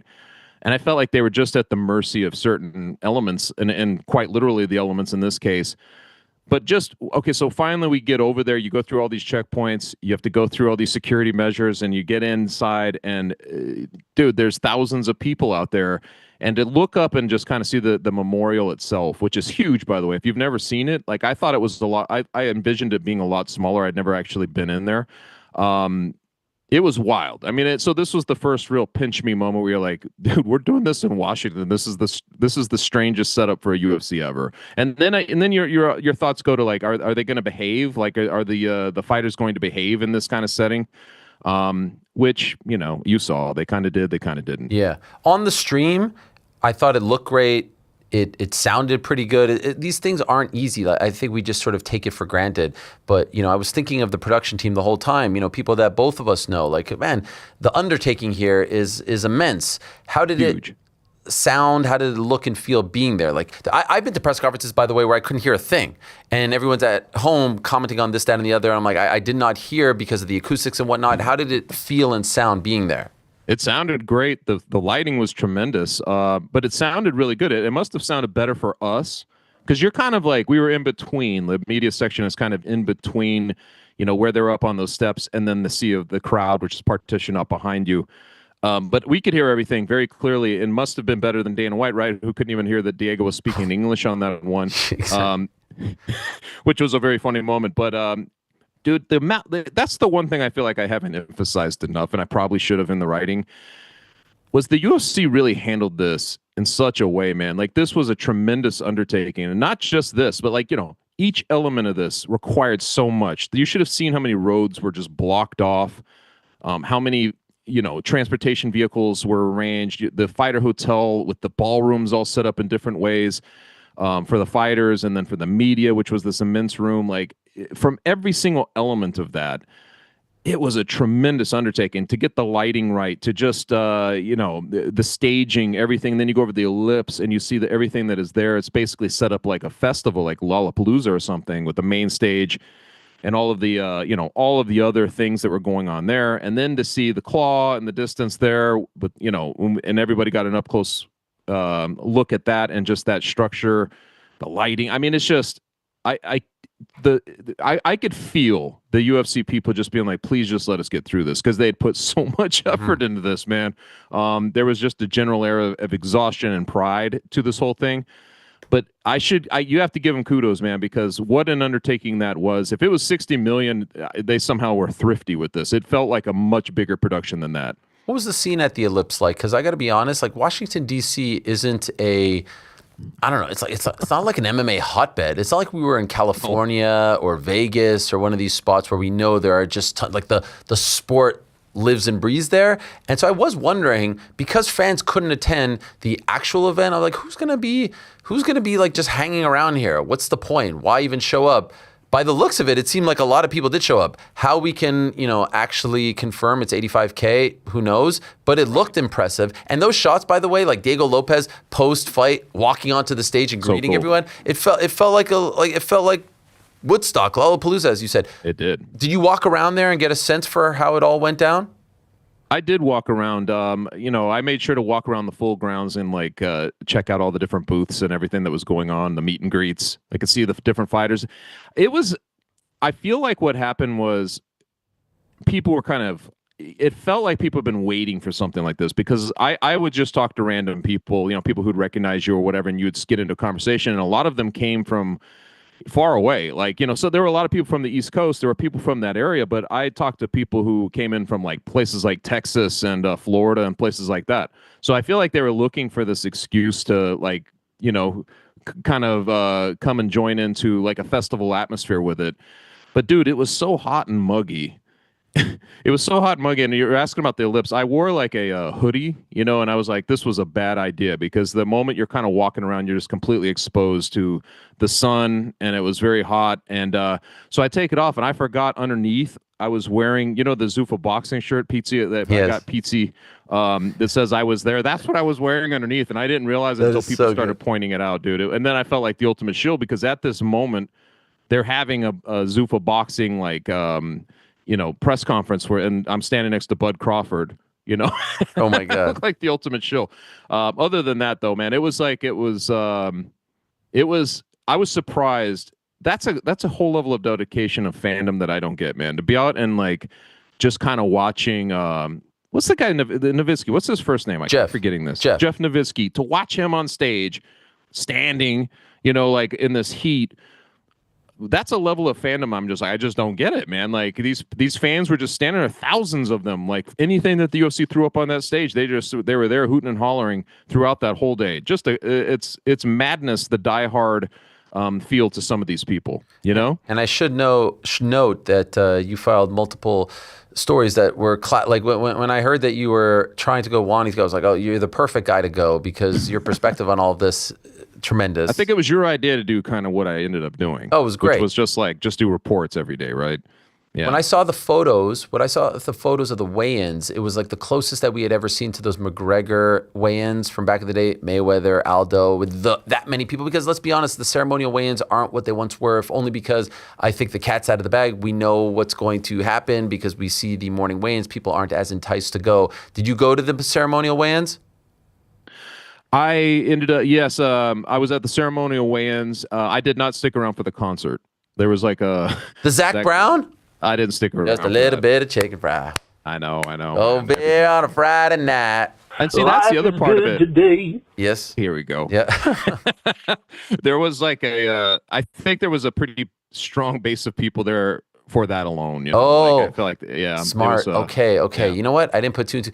I'll be honest with you. I didn't watch the ceremonials. I saw the photos because it was right in the middle of Game 5. Yeah, I'm surprised you paid any attention to the UFC, dude. If I'm in that situation, I'm not watching that stuff. I know it's your job. I mean, by the time Sunday at 8 rolled around, I was like, well, I guess I need to lock in here because I will be honest, it was the furthest thing. There was a moment on Saturday where I briefly checked Twitter and I see Khamzat and Dylan Dennis brawling, and I'm like, nope. Couldn't care less right now. I'm moving right past this. Isn't that funny, man? Not right now. Not right now. There was so much going on. And I mean, obviously, like when you have a love for the Knicks like you do, that's the only thing going on. But there was so much going on that weekend, man. You had the Stanley Cup. Yep. You know, World they're Cup. hosting the Cup. They got the World's Cup going on. You've got all this UFC stuff. It was a lot for one weekend, man. And I felt like there was like a general air of that, you know, in Washington, because you'd walk by bars and, you know, the FIFA stuff, but like all the soccer is being played, and you know, there's this whole subset of fans hanging out for that. And then I guess there was something in DC where they were showing on a big screen somewhere the games, and so like there was another part that was kind of blocked off. It was kind of a mess in that way, like navigating the streets over there, but there was an enthusiasm to the atmosphere for sure. Where were you during the event? So I mean, in the end, the event itself was kind of the dud for me because they had basically what they called their media center, which was just like you've sat in these, right? Like just a media center where they set up the stage for when everybody's done and they'll do the press conference there. They're just regular sized TVs, essentially, kind of placed throughout this big, you know, banquet room. And that's where we watched it. I sat, and you know, honestly, like a lot of the media, I did not anticipate that I would get on the lawn like some people, but I thought that the people who really have been there would be on that lawn. Like, you know, John Morgan has been with it forever. He wasn't on the lawn. There was Brett Okamoto was sitting back here, and just like a lot of big media like that have been with the UFC for a long time or covering a long time were not there. I think maybe you know more, but I know Oscar Willis was one of the guys who got to go on the lawn. But otherwise, man, like most of the media was there. It felt more like you were just kind of on the outside looking in, watching this thing. So that it was kind of a buzzkill in that sense, you know? It would have been cool to have actually went out there and checked it out. So we've weighed in on it a million different ways. Your reaction to the event. Did they nail it? Did they not? Did it desecrate? Was it disrespectful? Was it a 10 out of 10? Your reaction.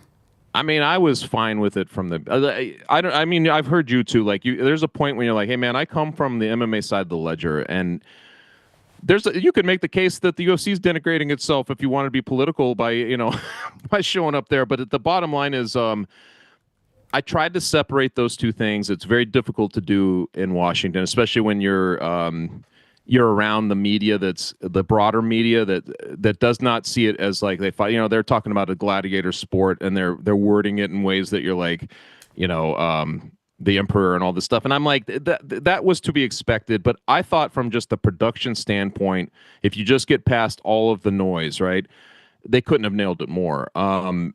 To me, like when I was watching it, and like I said, I was able to go out there though and kind of like, you know, see the flyover type stuff, or you can see that because it was just across the street, and the fireworks and all that afterwards. So like I saw those elements of it, but just from the production standpoint, the lighting, the walkouts, all of that stuff, I thought was amazing, man. Like it was just, I was prepared to come out of this with a pretty severe ick factor, if I'm being honest. Like where you're gonna be like, man, okay, we got through it, let's move on. But I think weren't you just talking about the Justin Gaethje, you know, that walkout, that whole walkout, with the band? What a stroke of genius that was to have the band playing and the Marine band. Like I think that stuff is what made it. It just felt very different. It felt special. And let's face it, the UFC was tasked with.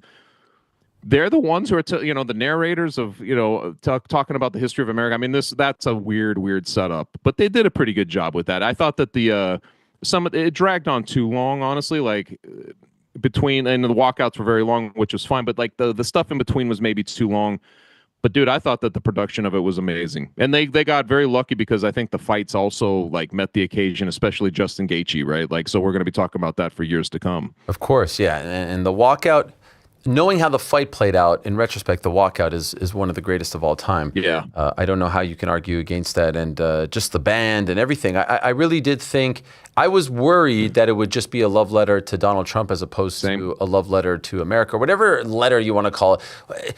To me, just being there is a sort of nod to America, obviously. And so I didn't feel like it was that. Like, if you actually put the two experiences side by side, experience one being anytime Trump shows up to a regular UFC event, and then compare it to Sunday, there wasn't much of a difference, right? People were wondering, will he put a belt around the winner's waist? And he pretty much did nothing. The only difference was really that his wife was there too. Right. That was really the only difference. He stayed awake. That was that was that was a plus. Better than. But I mean, I thought, I mean, we did Pete and I did a little round table, and I was like, I put on there like, well, you know, you're handicapping.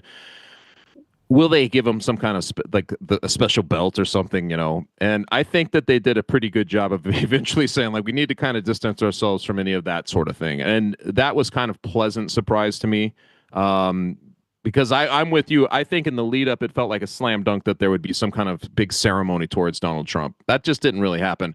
He was there, and they showed him plenty, and you know, but you're right. It felt more like one of the events that he attended as just a regular UFC. So. They did a good job kind of restraining themselves, I think.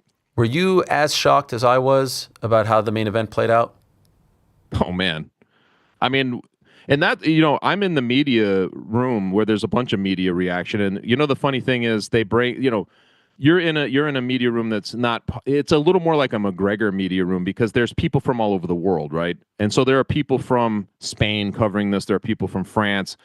When Cyril Gane wins that fight, there's these two dudes who jumped up and did victory laps, were screaming. It was almost, I was like, oh my God, did they not know the etiquette of these press rooms? But you get a little bit of that. But there were some people who were dying when Topuria was losing that fight. I mean, I could just hear them groaning and like moving around, shuffling around. You could see them covering their faces, and it was surreal to watch, you know, that reaction, but also like. I think Gaethje go in there with a kind of game plan that was working so effectively in the first round, and to take that first round, to me, that was like, okay, wait a minute, man, this is not going the way we thought. Now, the second round happens, and you think he's done, and I guess this is where the epic portion comes in. The American guy who, you know, went in there gamely, but now he's getting beat. There's no way he's coming back from those liver shots, and then you go into the third round, and it becomes Gaethje's fight completely to the point where you're not sure if Topuria can answer the bell. In fact, he probably shouldn't have. And then there's the whole thing in between the rounds. There are so many plots within one fight. And for the American guy, like you just mentioned, now all of a sudden his walkout will be this epic thing to go back and revisit because he won. Nobody expected him to. He was something like, what, 6-1 underdog. Dude, I don't know, like, because we focus so deeply on like the White House element and the president, I felt like we kind of short shrifted, you know, the fighters themselves in some weird way, like where you didn't put real emphasis on like thinking about like what this would mean. And I certainly didn't with the Justin Gaethje victory, man. So like at this point, I'm still kind of wrapping my mind around what it means for the division, what it means for the UFC to have two of their big stars kind of beat in a big moment like this, where like in the myopic view, it's like, well, this was a great event. But in the long picture, you're like, dude, what does that mean for like the star power of the sport, you know? But to see him kind of to do that, man, I mean, we've seen some epic things, but that's got to be up there because who wanted it more than him? And I honestly don't think there was more doubt. Like there was so much doubt that he would even compete in this fight, you know? And for him to pull that off, it's just epic on another level, man. What about the fact that and I forgot about this in the aftermath, first time in 10 years that the undisputed title at 155 pounds changes hands in a fight. Is that right? Yeah, first time since Conor beat Eddie Alvarez. Really? Jesus, yes. I'd never put this together. Isn't that There's so many elements to this. There's so many layers to things. I'm like, it's a lot, man. I suppose like you probably been like it. So you've been kind of talking about this for the last 2 days. Like, there's just so much to unpack. It's like, but I just think that just like that Justin Gaethje thing. Like because I'm hearing, I don't know how it is for you, but I'm hearing from people who probably had no idea who Justin Gaethje really was up until this event, and now he just becomes like this whole other thing. I'm interested to see, I guess, if he sticks around, what this means for him ultimately. You know, like this is it's the moment. Like he's got to. He races. It's very much, and I pointed this out in my the final dispatch. You know, like I was saying, I even brought up the New York Knicks. I'm like, when you're able to do something like this, it then, you know, all the heartbreak in your history finally meets a moment where you're like, it was all heading somewhere good. You know, it was all heading to a moment where you can just wash it away. Now you can look at that as like the scaffolding that built you up and all this, but like it all becomes part of your story, and you're the triumphant guy in the end. I mean, that to me is like, it doesn't get better or more poetic in the fight game than what just happened, or with the Knicks. I mean, those are the best things, right? Like when you get those moments, dude, you don't forget them, right? 100%, 100%. The Josh Hokett thing, obviously a big story. And everyone's weighing in on it now. Do you feel, I mean, there's a lot of feelings, right? But was this a disaster for the UFC? Was it a disaster for Josh? Or is it a thing that I think we all agree should have never been said, was in poor taste, is insulting, all that and more, and just allowed the people who weren't happy about this to say, aha, you see, look at what they're doing. It drove me nuts for that very reason. The moment he said that is exactly what, you know, the way, everything that came out of that, and that became like the focal point of all the detractors, and like, you know, everybody was using defiling and disgrace and all these things. It all came back to life. It's just not the right vid. Like even for a guy like that, and I know people will be like, why not? Why shouldn't he? But I'm like, dude, it's just not the right venue. And this is a guy. I'm telling you, man, he's touching every nerve with Dana White right now, because I was watching Dana during that press conference where he was playing the bashful guy, interrupting and talking to Ilya for no reason and just doing all this stuff. And I don't know if you saw Dana, like if you're watching that, but dude, he was like I don't even know, like a disappointed dad or something who just, I'll talk to him later, you know, that type of thing. Like, but he was just seething up there, you know? And I'm like, how much more of this can you put on? I'll be what sucks is, man, if Hokett gets like some kind of big, I don't know, like, you know how it is, like the backlash, kind of like the other side of it is he becomes like a folk hero to the people who love chaos like this and stuff. I thought it was in horrible taste, and it just, as even with the shtick, man, we just didn't need it. We didn't need that. If you're going to tear something down and give those people ammunition, that's exactly what you do. You make yourself look like a low rent, you know, operation, and you have some loose cannon saying stuff like that. I just hated it, man. You know, and they seem to have been so selective as to who they put on this card, right? In the initial offering, the 6 fights that were first announced, right? It was all like good dudes for the most part who aren't too controversial, who aren't going to go, like the press conferences were somewhat mundane. If you just put those guys in a race, like they're not going to say, Pereira's not going to say anything. What's Ariel Helwani going to say? What's Topuria and Gaethje going to say? And then it was like the excitement of it all. Oh, we got Derek Lewis and the Blades fight. And then it was just like, you know, you just throw that it was gasoline like pointless on anyway. It's like, I mean, I get it. Like Hokett wins the fight. Okay. But like Derek Lewis, I don't know if you've talked about this, but dude, I mean, Derek looked as disinterested in the way he went out. It just felt like it was, you know, that's the one big backfire, I think, of the whole thing. If I really look at it, like that seemed to me the one big misstep to the event. Alex Pereira, does he stay at heavyweight? He just posted something saying back of the head. He seems upset about it all.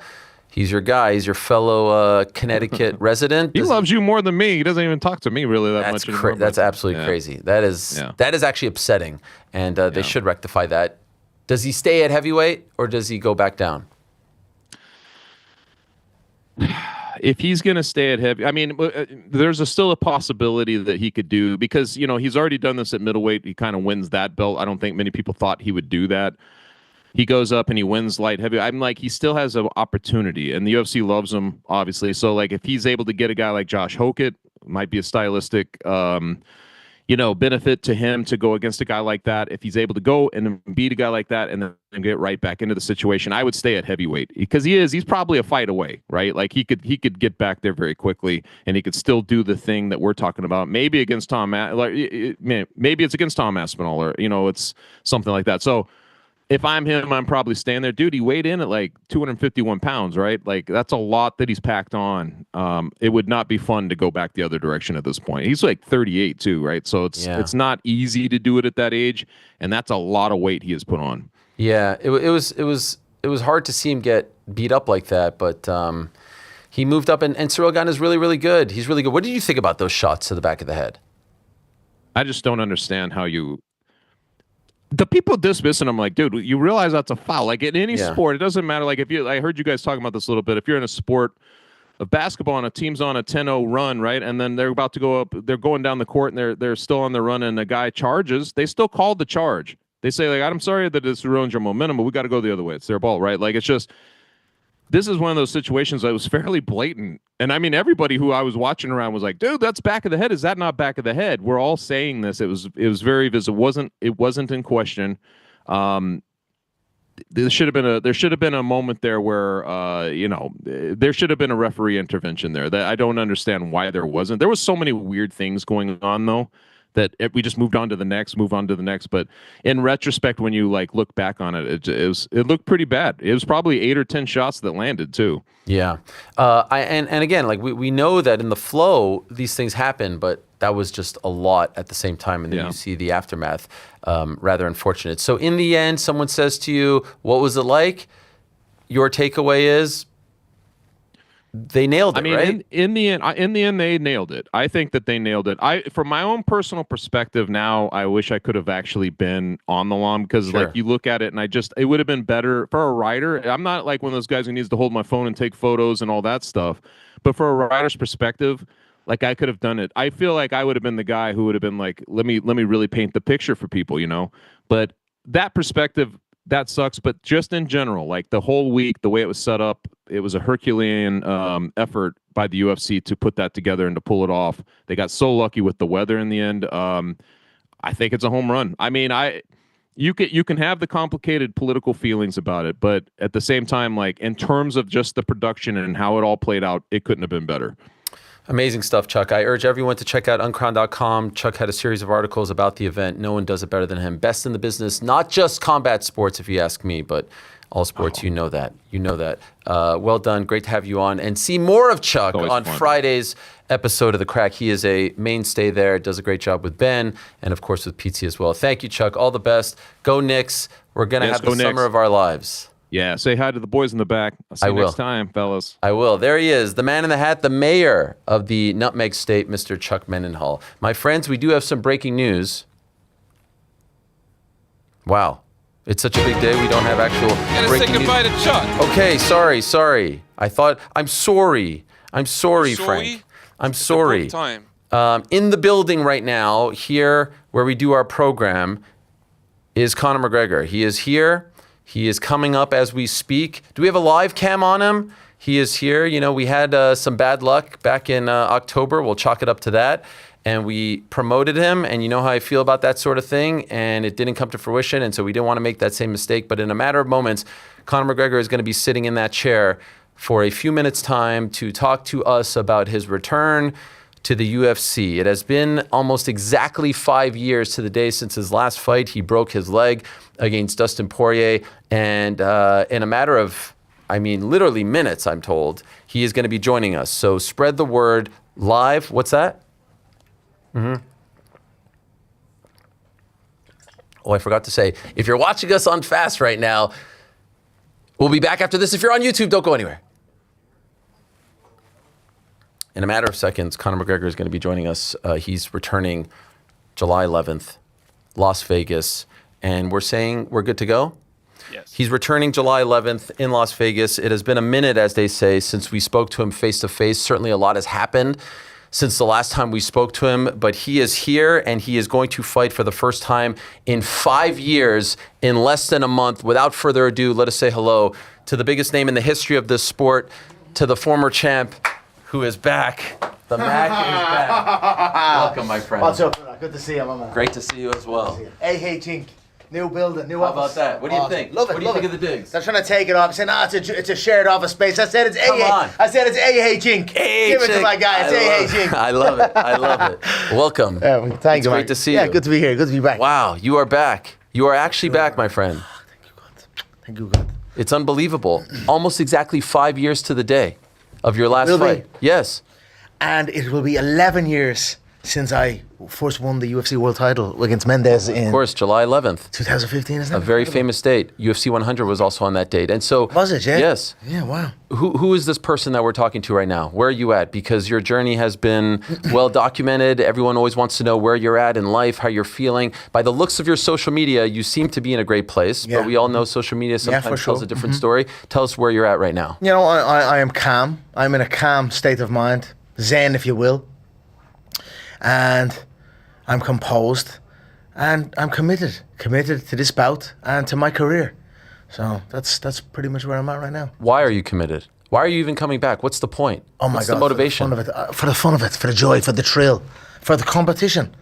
And I haven't been. I yearn for this, Ariel. I yearn for competition. So, you know, many times we've been speaking here like this, and nothing on the horizon or uncertainty. Now we have a date, an opponent. It's very invigorating. Was there ever a point where you thought you would never come back? That your final act, if you will, in the UFC would be that fight against Dustin Poirier? No. I always knew I'd come back. This is the pain game. Who can last the longest? Who can withstand? And I can withstand. And there you go. I'm back. Do me a favor. Make love to the microphone, if you will. Right? Yeah, there it is. Like that. We want to hear you. And so you can hear me, yeah? We can hear you guys. Yeah, we're good. We're all good. You're right there. The guys go crazy. Go ahead. Hello to the team over there. We've got everyone What's here. up, guys? How are you? The legend Karen Kessler. Yeah. She's a formidable foe, huh? Yeah. She's a formidable foe. You just go back and forth. Listen. Yeah, that's good. That's good. Yeah, but you have good people backing you. Yeah, for sure. And it seems like you're in a good place mentally and physically. You know, 2 years ago you were scheduled to fight Michael Chandler, and what was interesting to me in the aftermath of that fight not coming to fruition is a lot of people said, even when we said like he's gonna come back, it seems like people don't believe. Let me know when he's in the octagon. But for me, what I say is, you've never been a pullout merchant. It was one fight that you didn't make the walk. And so does that annoy you when you see that, when people say... No, it is what it is. You know, I've been out for a few years. Let the people say what they wish, whether it is good or bad. I don't pay attention to it. I don't let it enter me. I stay centered and grounded, and that's where I'm at. I'm back. I knew I was going to come back. I learned a lesson in that lapse in concentration in the camp, in preparation, that I have since adjusted. And, you know, that's why I think I'm only warming up here in this game. I really, really believe I'm only warming up. You know, I used to always train a certain way, throw certain shots that the fight game has never even seen. Many shots I have in my arsenal, the fight game has never even seen. Because I would train in such a way where I would train it and then it would become damaged, and then it's out of action, and then I have to put that shot or that specific set of movements back in my pocket and bring out something else and carry on. And that was how I would go about my career. And then when that last bout was set, we had the UFC cameras come over. I believe it was 3 weeks before the bout. No protective gear whatsoever, a flow spar, the cameras are on, there's a little bit of intensity as it builds up. The foot kicks off of the elbow and the baby toe cracked, and that was excruciating pain. And it was a few weeks before the fight. I was in very bad pain, and I couldn't do it again. I had done it so much that I thought, if I go in here again in a state of damage, and then the performers or whatever, you know, I couldn't say it to the fans. So I had to bow out, and I had to take it on the chin, take this lesson, implement it, wear the protective gear, make sure the entire team is aware, and we're discussing what type of training session this is. And we've done that. The body's right. I'm rested. My head is sharp. My body is fresh. I am energetic and up for the workload of this, the media, all that this business entails. I'm ready for it. So God makes no mistakes, you know. God makes no mistakes. It all happened for a reason. And now I'm here. I don't know whether you've seen it. I'm very selective now. I'm not giving much away. In fact, I'm giving nothing away to this game that I've given it all to. I'm taking. I'm here to take now. Take what is mine. So you won't see much training footage or plans or, you know, this social media dopamine hit. I'm staying away from it, and I'm going to do my body of work inside the octagon on July 11th and prove that what I say, that these men are not on my level, and I'm excited to do so. Do you feel like you're being doubted? Do you feel like people have forgotten? I saw you tweet, "You will put respect on my name." Mm-hmm. Do you feel like that has been lost? Because there was a time where there was respect, and now it feels like it's different. Listen, doubt me now. Doubt me now. It's fuel. It's all fuel to the fire, for sure. And so why did it take so long? It's a fucking devastating injury I came through. I came through a devastating injury. You were back to fight Chandler. I was back to fight. Pinky. Why 2 years post Pinky? Yeah, that is a question for the Ultimate Fighting Championship, not for me. Okay. So you wanted to come back earlier? Sure, for sure. However, I'm happy where I'm at now. The contract situation, you go through it. It's a lot behind the scenes. I'm happy where I'm at. I hope we can make the run. You know, however, I'm not going to start saying the run before I get the ball rolling. I want to get in and show that I'm capable of the run. So I have to look at it from maybe the UFC side also. Maybe not, but you know, I'm trying to give something, yeah. You know, I almost pulled it out there, yeah. But you get me. Maybe I'm going to show them, and then there's no doubt. There'll be no question then. And then I'll be able to rally the fans behind me on my cause to get back in. That's the plan. Right now, I am contracted, and I have both dates. I have both dates for my fight. I have July 11th. Yeah. When would you think they would put me back in? When would you think they would put me back in? The second one? Yeah. I don't know. April 2027. It's locked in. It's almost a year later. Yeah. That's ridiculous to me. I think no. Why is it locked in already? Because this is the way the contract was done.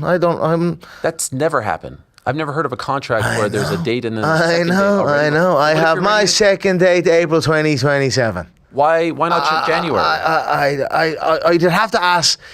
You'd have to ask Aldi on all of that. Okay. You know, and I'm like, huh? Just give me the fucking contract. It gets to that stage. So I have July 11th. It's only around the corner. Yup, that's positivity, happiness. Don't want to go too much on all that. I've got the fight. I've got the date. I feel great. Bring it on, baby. The Mac is back, and I'm going to put on a show here in this fight. This is a martial arts delight, this bout. This is a fan favorite, iconic bout. And who's at the helm? None other than the Mac, as usual. So I'm ecstatic with that. You have 2 fights left on your deal, right? Yep. Did they try to extend it? No. Really? No. Are you surprised? No. I'm happy. I'm happy to an extent. There's a lot more there. I hope it's with the UFC. I hope we come to something. I hope I get honoured even more. I hope I'm going to prove even more so what I'm about. I saw you say that you're happy. Yeah. What was the road to getting happy? Because initially when the Paramount deal was signed, there were a lot of questions. No pay-per-view anymore. Are they going to make this right? And so how difficult was it for them to apparently make it right? It wasn't that difficult. We met in the middle. Okay. We met in the middle. What does meaning in the middle mean? We met in the middle. We got a good juicy one. Was it what my worth is? Probably not. Was it what they'd offered or what they'd want to offer? Definitely not. Definitely not. We met in the middle. I'm a fair operator, and I like to think I am. So, you know, that's how I operate. I love the Ultimate Fighting Championship, and I'd love to continue. Let's see how it goes. Are you, when you step foot, going to be the highest paid fighter for one fight in UFC history? Is this the highest amount? Because they have to offset the pay-per-view, right? I'm breaking my own records, Ariel. That I am already. Sure. So, yeah, for sure. Mm-hmm. Can you give us the number? No. You know, I won't even see this flash, Harry. I don't wear watches no more. I do. I have my lovely watches. But man, I'm different, brother. I'm different. And I find myself in a fight still. It's daily. The rent is due every day. The old ways that don't serve, and new ways, and a new version of me, and the new man I am. I find myself in competition sometimes with it, or you know, in a battle with that. So I won't. Man, money isn't. It's not the be all end all. It's not life. You get me? So I don't. I won't be flashing money. I will not be. I done the Forbes list. I won the Forbes list. You won't see me on it again. You won't see me on it again. I won't register to go on it again. Look what it brought to me. Look what it brought to me. Still, even now, I can feel it somewhere. Oh, he's back. This is coming in, and there's forces that try and get their claws on you in this life. And I don't want to give it energy. I don't want to give it life. I'm happy where I'm at. I'm not mad on discussing finances and things. I keep myself modest. That's how I live my life. So this is like a daily battle almost with like the good and the bad, right? The tug and pull, the demons, if you will. Yeah. How are you winning that battle? What are you doing to win that battle? A lot of internal work. I've got a lot of people behind the scenes to help me. A lot of discussions. And again, it's ongoing. The rent is due every day. It's like training.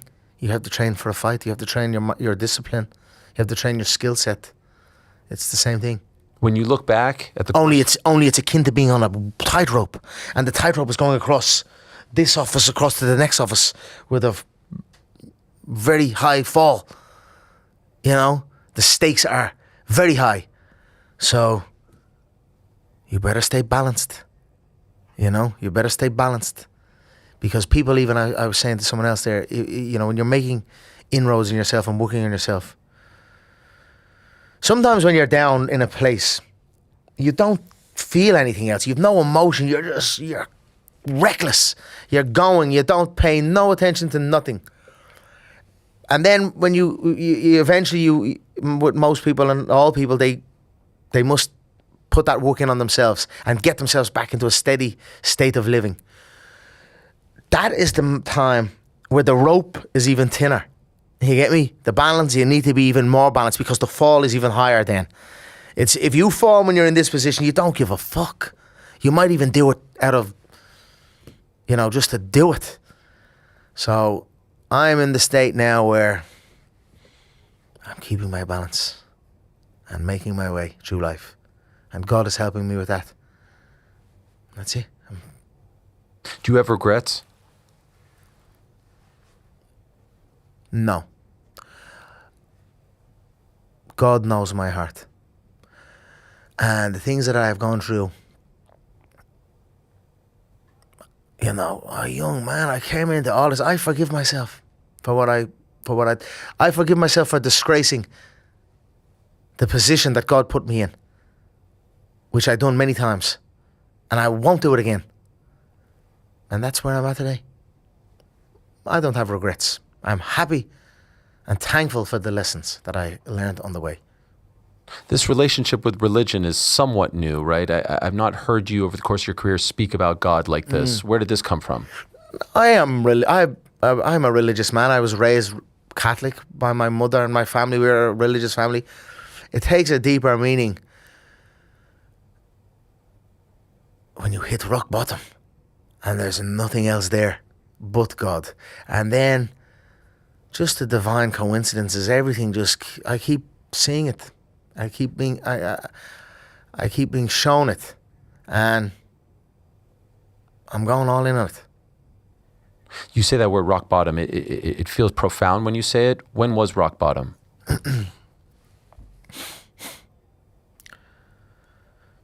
Well, a few dark moments, Ariel. A few dark moments. But I relish the opportunity to show my strength. I was put in the position to showcase my strength. So I stood up and showed it, and that's what I done. A few dark moments. I'm through them. I'm in the light. I'm walking the tightrope, and I'm keeping my balance. And please God, I keep it. Thank you, God. Was there ever a point where you thought the darkness would be too heavy, that you wouldn't get out of it, that you questioned even for a brief moment? Man, people don't understand the darkness of being in that situation with that injury, you know, and then it ain't easy. It ain't easy. So I'm very happy that I'm fucking through it, bro. That's outright. And I don't want to get into this ain't a therapy session. You know, I know, that but you know what I'm saying? We have been so attached to your life. Yeah, the ups and downs, covered every single tweet, let alone moment, let alone victory, let alone high and low. And so no one has been scrutinized or covered closer than you. John Jones probably a close second. But you have brought us on a journey here. And I think there were a lot of people who the max pound for pound #1, baby. Yeah, who's still here? Does the UFC? It's who's left. Because there's been this talk about a lack of stars, and you see on Sunday, Ilya loses, Alex loses, and of course everyone loses at some point. But it does feel like there's a bit of a lack of excitement right now in the product. Sunday, sort of on the side. And so do you feel like almost like the sport needs you back, the organization needs you back? Listen, I won't say the game needs me, but it's sure good to have me. You know what I'm saying? It's sure good to have me. So I'm happy with that. Your commentary on the card on Sunday was interesting, I found, and I agreed with a lot of the things you said, including the fact that it didn't seem like any of the UFC stars were being propped up. And so can I ask you to further elaborate on that? Because we did see boxers, wrestlers, other people, but there were no UFC luminaries in the audience. Listen, the show was outstanding. It was. And the hurdles that they would have came through, from the card to the production to the weather to the location, was incredible what they done. It's only right you're going to have. For me, I'm about perfection. I'm always going to find. You're always going to. It's always for me about the next one. What about the next one? There's an opportunity there to put our combatants beside these guys that don't even do it, or in this platform where they can put themselves up. And then we have something else to look forward to. Oh, remember this guy said there was a face-off here. More excitement, more. You need to build up the stars, right? You have to build these guys up. There was a great opportunity to do so, and I didn't feel it was. But that was it, really. Of all the things that I thought of the show, I thought everything else was great. There should be, what's the highest performing entity for TKO? It's the Ultimate Fighting Championship, isn't it? Isn't it? It's the most profitable for them, or is it the WWE? It's pretty close. It's pretty close. Yeah. So I feel you should know where your bread is buttered. There should be. I don't even think I was invited out. Maybe I was invited. I could have went, but Holloway, you could have brought loads. You could have brought people out there. They should have platformed our athletes more, and that is probably why what you were saying is maybe there's a bit of a lackluster feelings sometimes. Not for me. I don't really see it in a Stargaze type of thing. I see it in a fighter versus fighter format more so. But I thought they lapsed on that. They could have done better on that for sure. Did you want to be on that card initially? You were talking about it. Mm-hmm. Behind the scenes, was there a push to be on the card? A push to be in a fight? Well, I know, but that particular card. I would have done it. I would have done it. But there was the thing where they can't sell tickets, so it would have been a massive loss, that's why, right? Yeah, exactly. Yeah. So there you go. That's why. So I don't get. How do I feel about that? I get to miss out on fighting in the Sphere. I want to fight in the Sphere. I want to see the big screen behind me. I want to fucking do a stadium something. But it is what it is. Maybe we're 2 fights left. Maybe we either don't figure it out. I hope we do, or maybe we figure it out and do extraordinary events going forward. They should break the bank a little bit. I mean, how much they got? Fucking 1.1 billion. What was it in cash that they had after last year's take? 1.4 billion or something cash profit. There should be live music at every fucking show. There should be a full fucking spectacle every show. Break the bank on it. That's where the bread is buttered. So that showed what it can be. You want Super Bowl numbers every week. Not just once every fucking 3 years. We want them every week. Right? Don't we? That's what I would be if I was in there pushing for. So there you go. When you look at the landscape, you see Netflix now getting into MMA, boxing as well. When I heard that you didn't extend the contract, I thought, okay, he's going to want to finally test the waters and be a free agent. Is that of interest to you, to see truly what your worth is on the free market? Well, I'm going to. That's what you plan on doing. What if you win on July 11th and they say, hey, here's an unbelievable deal. One left, but you got to sign it before that last one. If it is an unbelievable deal, signed. For sure. I know you want me free. You want me out here. I don't want me out there. Why? I don't know. I just get the vibe you want me. I want every fighter to get what he's worth, and I don't think you've been paid what you're worth. Yeah. So if that's malicious on my part, then I apologize. I'm the highest paid. I don't want to get into this finance, but I'm the highest paid times fucking Probably 4 times the highest paid. Times 4, maybe. Probably even 5. So. Amazingly, you're the highest paid and still the most underpaid. Crazy, isn't it? It's a unique situation. Yes. It's a unique situation. What would you think I'm worth? Well, if I were to compare you to some of the boxers, at the very least, 60, 75, 80, these are the numbers. Jake Paul, these are the numbers that he's pulling in. Is it? Is that so? Is that 100%? I believe so. I know Turkey's spending, propping these guys up. Let's see. I'm a UFC fighter, contracted to the Ultimate Fighting Championship. We did an amazing event in the White House. And now we have the Mac back. I'm happy to be back. Let's go to work. What's up with you and Terence Crawford?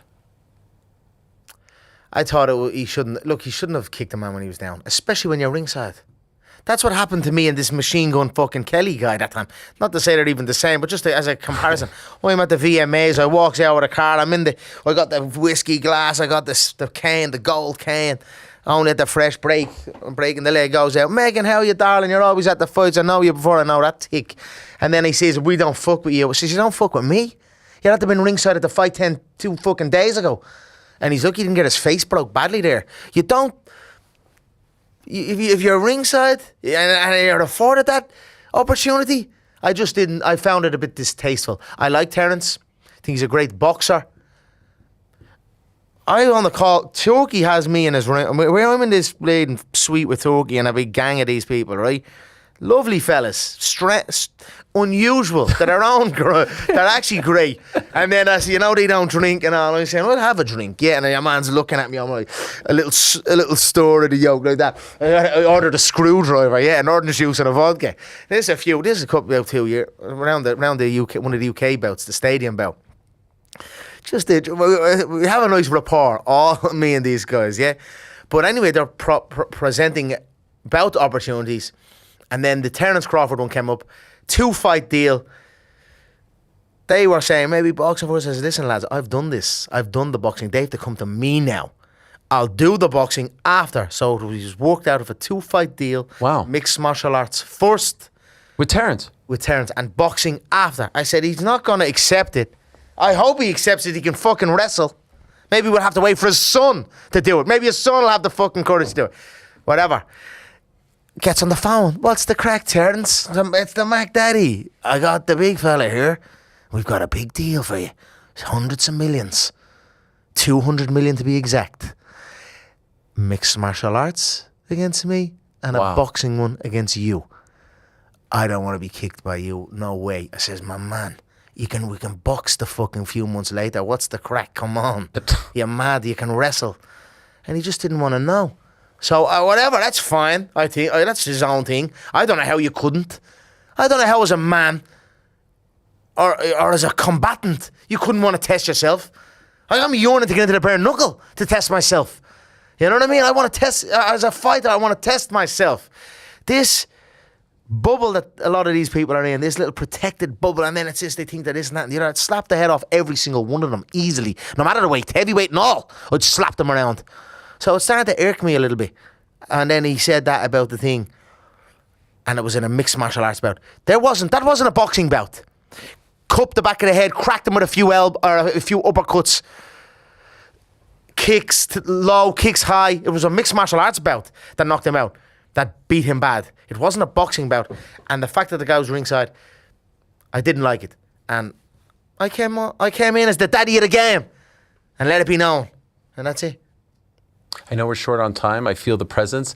How do we end I'm up? all right. I'm cozy enough here. Karen, he's all right. To an extent. Well, what? No, I'm all right. I'm not going to keep you for 3 hours. No, yeah, go on. I'm cool. I'm fine. You're loving this. I am. You've missed it. Well, I'm not. Look, I'm enjoying it. I like your offer. I like the offer. It's a cool. It's cozy seats and all. Yeah, we've got. Where am I? Where have you got me? You better have me somewhere. Yeah, you're. Man. Whoa! What do we got? Man.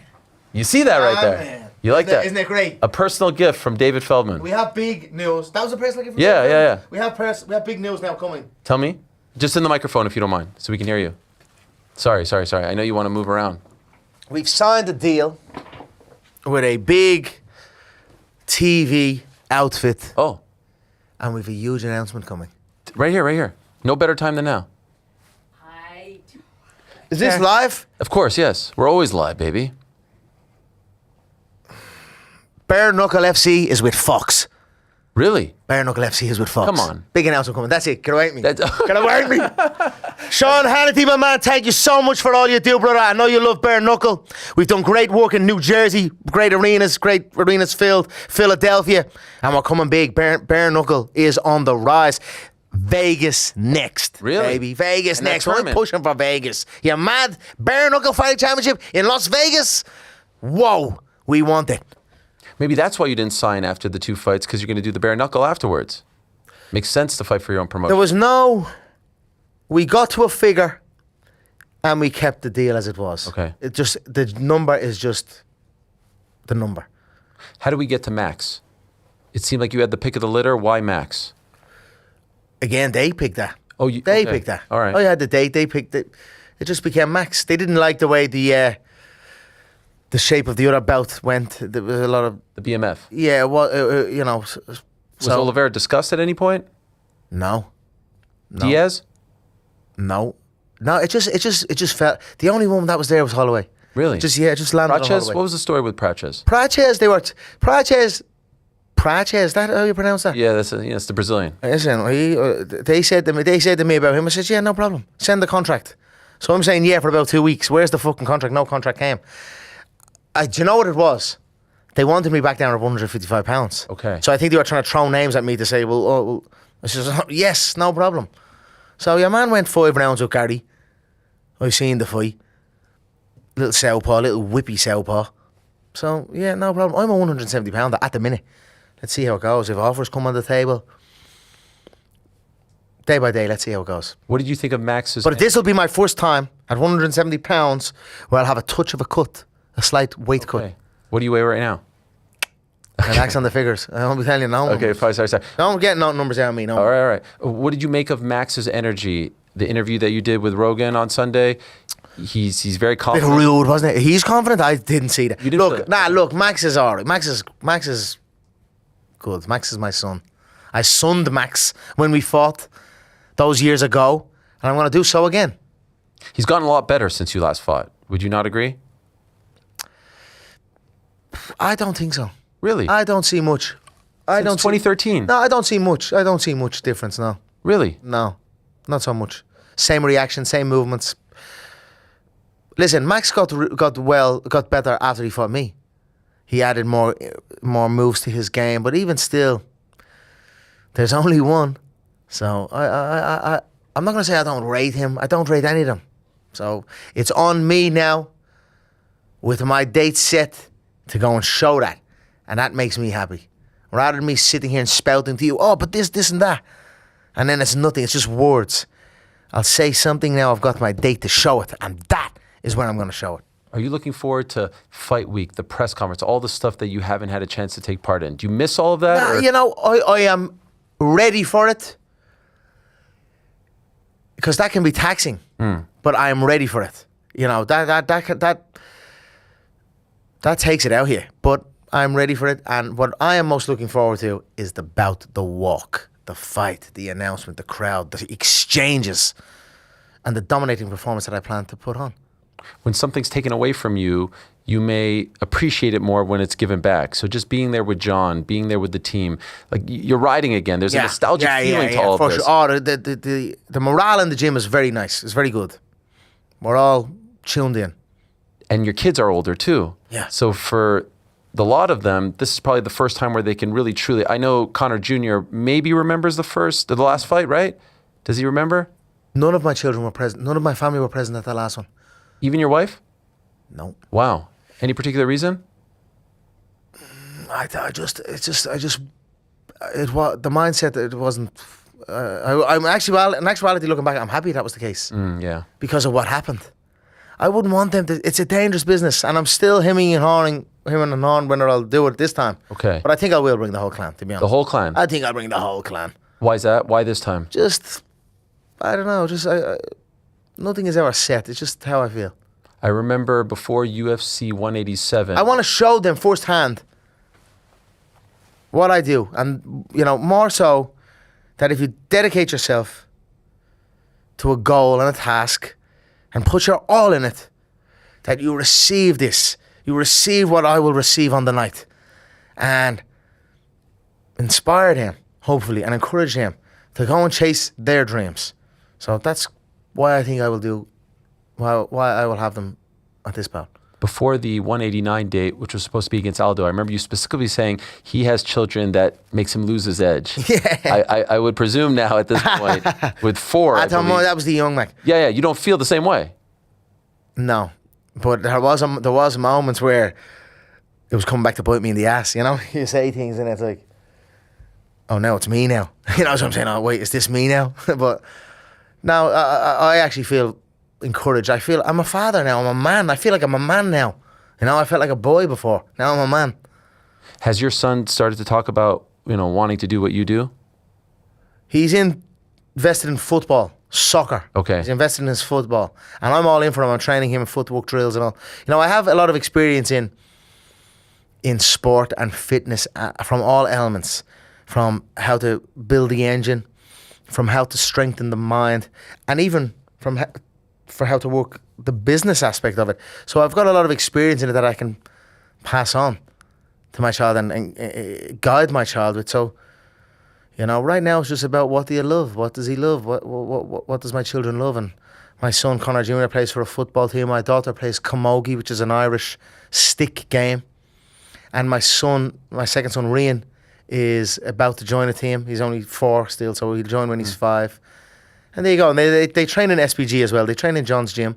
They do jiu-jitsu, and they do striking and kickboxing and things like this. So we're just having fun as a family, A lot of trips to the matches and training and all the rest of it. But it hasn't impacted me at all. In fact, it's kept me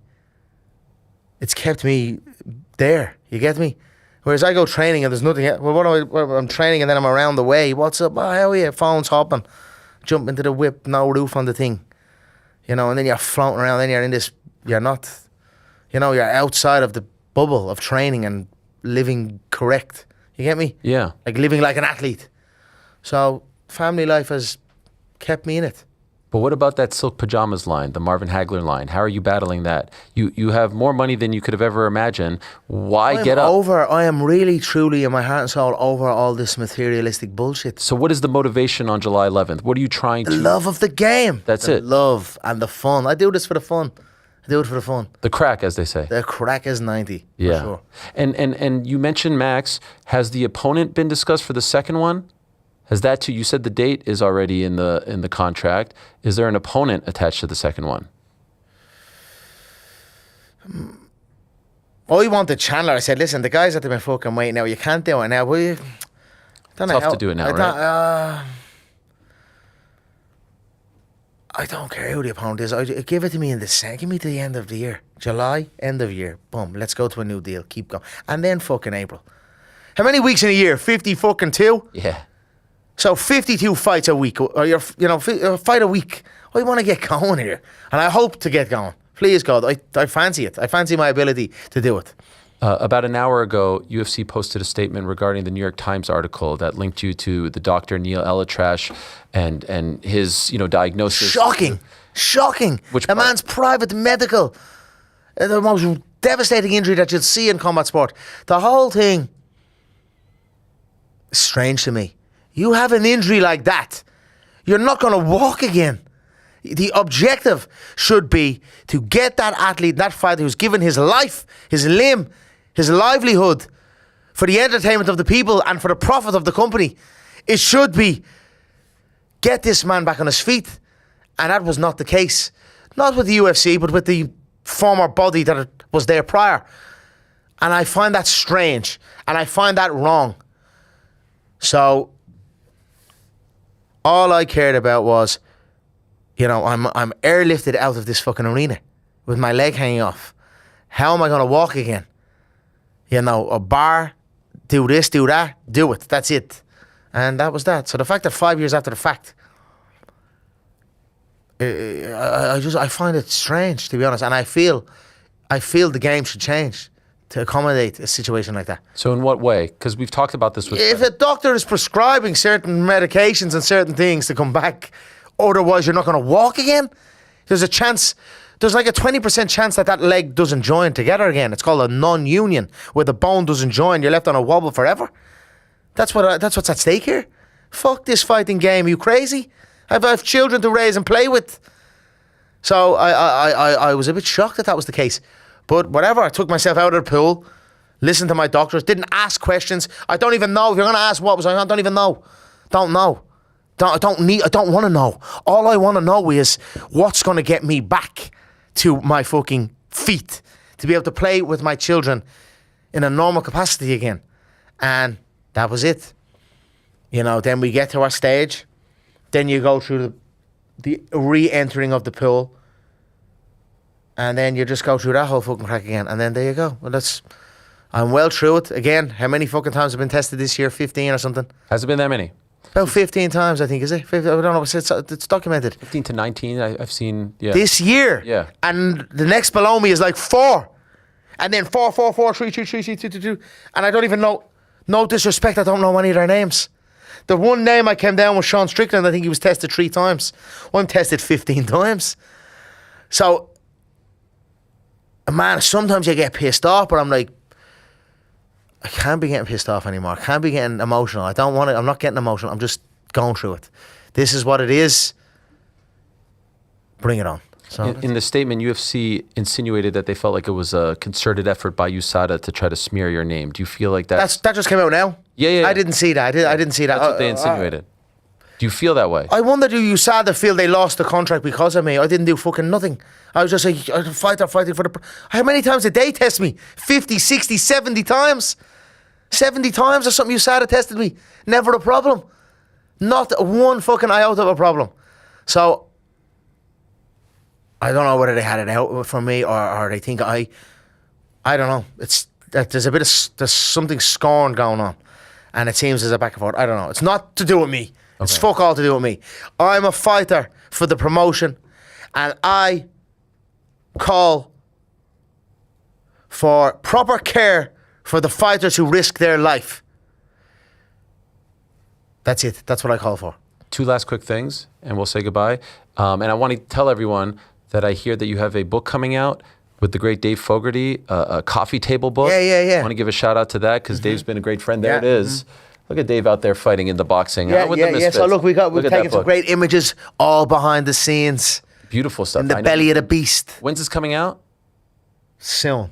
All right. You'll hear about it. Okay, we look forward to that. You have been linked to Ilya a lot over the years. People saying that he reminds us of you and all that stuff. No way, does he? He has the same tattoos. He says the same stuff. He does the same fucking movements. He was going to scream on the thing. He has a case of good lad. He's all right. I like him. Maybe. I knew that was going to happen to him. Really? I knew by his. I just seen the train and then you need to get it put on you in the gym.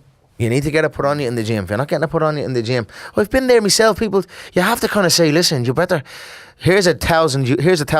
There's $1,000 cash outside the octagon if you can drop me. If you drop me, you get that $1,000 cash. You know what I mean? It's the type of stuff you need to be doing. You need the guys coming at you. You do that? To an extent, yeah. To an extent. You need a bit of both. But there was too much the other way. Walking forward with their hands down on the opening bell, you're going to get walloped. He's a bit flat-footed. He has his areas. He's not fully complete. He's not a full complete fighter. But he's good. And he can make inroads. His face will have to heal for sure. His face, I'd say, is smashed up. And there you go. What else? What were we going to say what about I was going to ask was, what would you say to him? Because you've been there before where it felt like everyone Well, piled I've not on. been there. No, we only bled my blood once inside the octagon. I've only bled my own blood once. So I've not been in that situation. He's got banged up bad over the course, which caused him to quit. It's going to be a dark place that he's in right now. He's going to have to dig deep. Can he do it? I think he could. I think he could do it.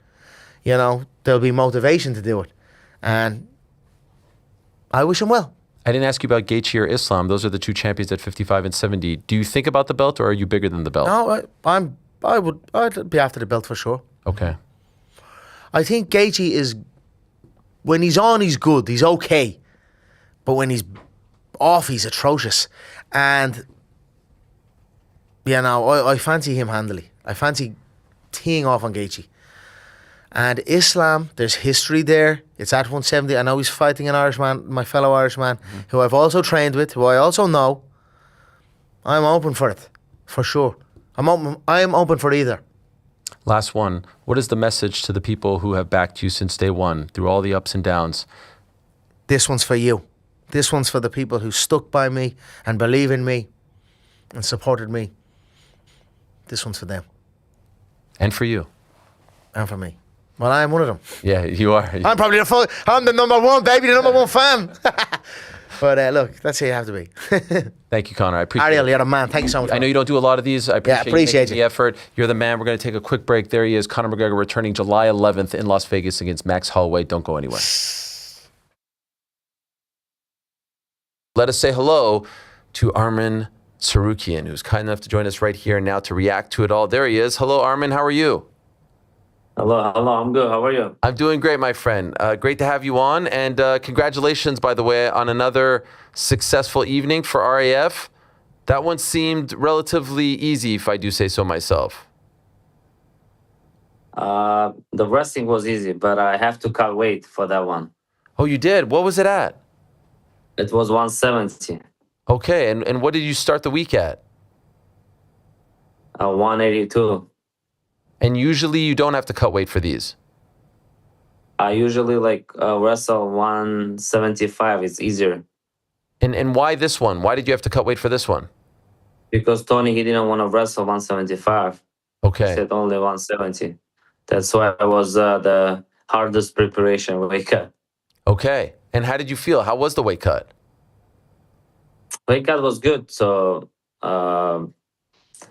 was good, but it's not easy because the last time when it's 175, I didn't cut so much. I enjoy all week, but this time I was eat less. Count how many water I drink, and I was worried a little bit. What did you think of the Hamza Dylan brawl? I mean, it's a freestyle wrestling. When Hamza won him, he was still hold him and trying to choke him. But it's illegal in wrestling how you can do that. And that's why Hamza just pushed him, and then the brawl started. Were you there? I didn't see you. You weren't there, right? Or were you? Yeah, I'm there with the hoodie. Okay. Did you get hit or anything?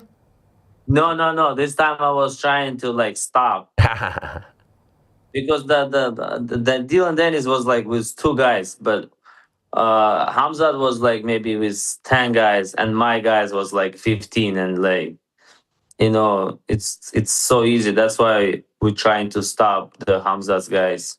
So it was 25 against 2. Against 3 probably. Wow, not very. Do you think Hamzat will do this again? I mean, everybody gonna do that. How you can choke? If someone gonna choke me, I'm gonna kick as well, or a punch, or bro, if you come to wrestle. Yeah. Why you wanna choke me? And to be clear, I listen the whistle. Whistle is done. Get up. Why you still hold his neck and trying to choke him? Of course, and especially to Hamza, he did on purpose and he got what he wanted. And also to be clear, I meant will he do RAF again? Me? No, him. Did he like it? Oh, he liked it. Yeah.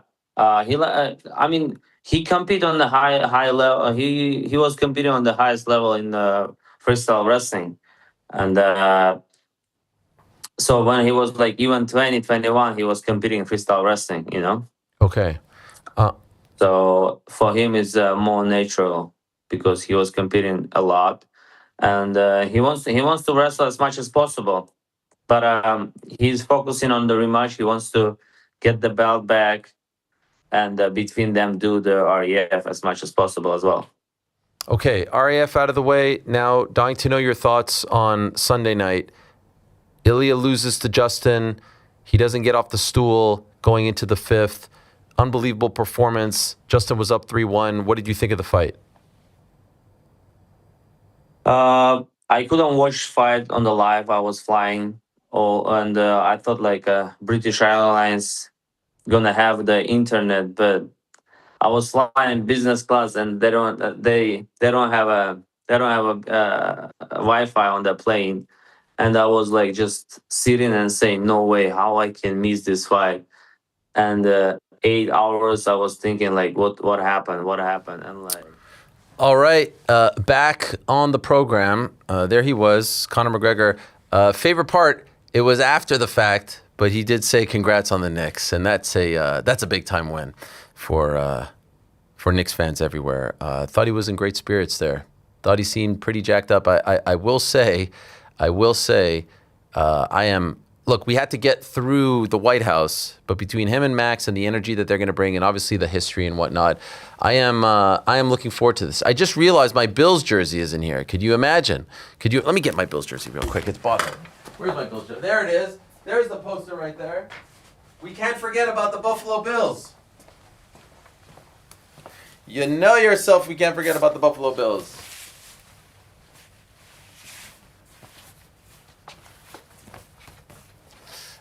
Now, show them right here. There it is. We're not forgetting about the Bills in our Knicks hysteria. There it is. We don't forget about the Buffalo Bills.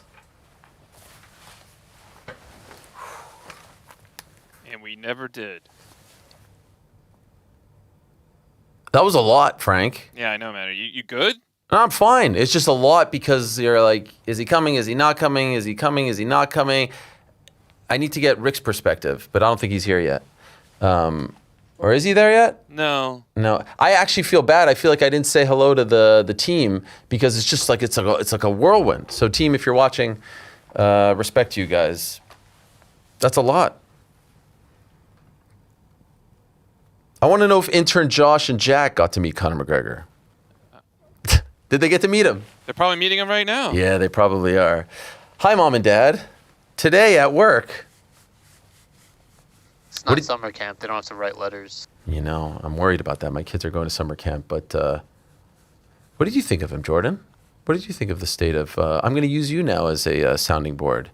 You've been through a lot with Conor. We were together at ESPN when he fought Donald Cerrone, right? We were, yes. Same guy, different guy? You know what's funny? I don't want to tease anything, but I remember him being on College Game Day the week before his fight against Cerrone because it was the LSU... LSU... It was championship national game? championship. Yep. And they asked him who he likes better, and he said, "I like the Tigers." And I was like, "That is a perfect answer." And I thought today was great. He was on his P's and Q's. The energy seemed good. Definitely seems like he's in the fight coming up mode, as opposed to I'm just going online kind of mode. I think he's going to be on Fallon tonight too. What a back-to-back stretch for Jimmy Fallon. The whole squad pulling up yesterday, Wu-Tang as well. Wait, does this mean we're getting the Knicks tomorrow? What do I have to do? I feel like I'm right there. I feel like I'm right there for something, you know? Could you imagine Jalen pulling up here? It ain't gonna happen, right? It'll never happen. But that would be some kind of day. Cat's been in here before, not to do our show, another show, but he's dropping all those fight references. I feel like we could get him. I think you know him. I feel like you don't tell us the people you also. You think me and Cat are like boys? Secret boys? I mean, I've seen some things. Me and Cat. I mean, I saw you in Times Square. Times Square. What happened in Times Square? Boxing fight. Turkey. Oh yeah. And that was the day after we beat the Pistons in 6, and he says to my kids, Knicks in 5. It was written. It was written in the stars. What's Kalshi saying right now about McGregor versus Holloway? We haven't checked on that one yet. Let me take a look. Yeah, we haven't checked on that one. We'll get to that in a moment. But yes, the UFC did put out that statement. I can read it to you real quick regarding the New York Times article written by Michael S. Schmidt. Here it is.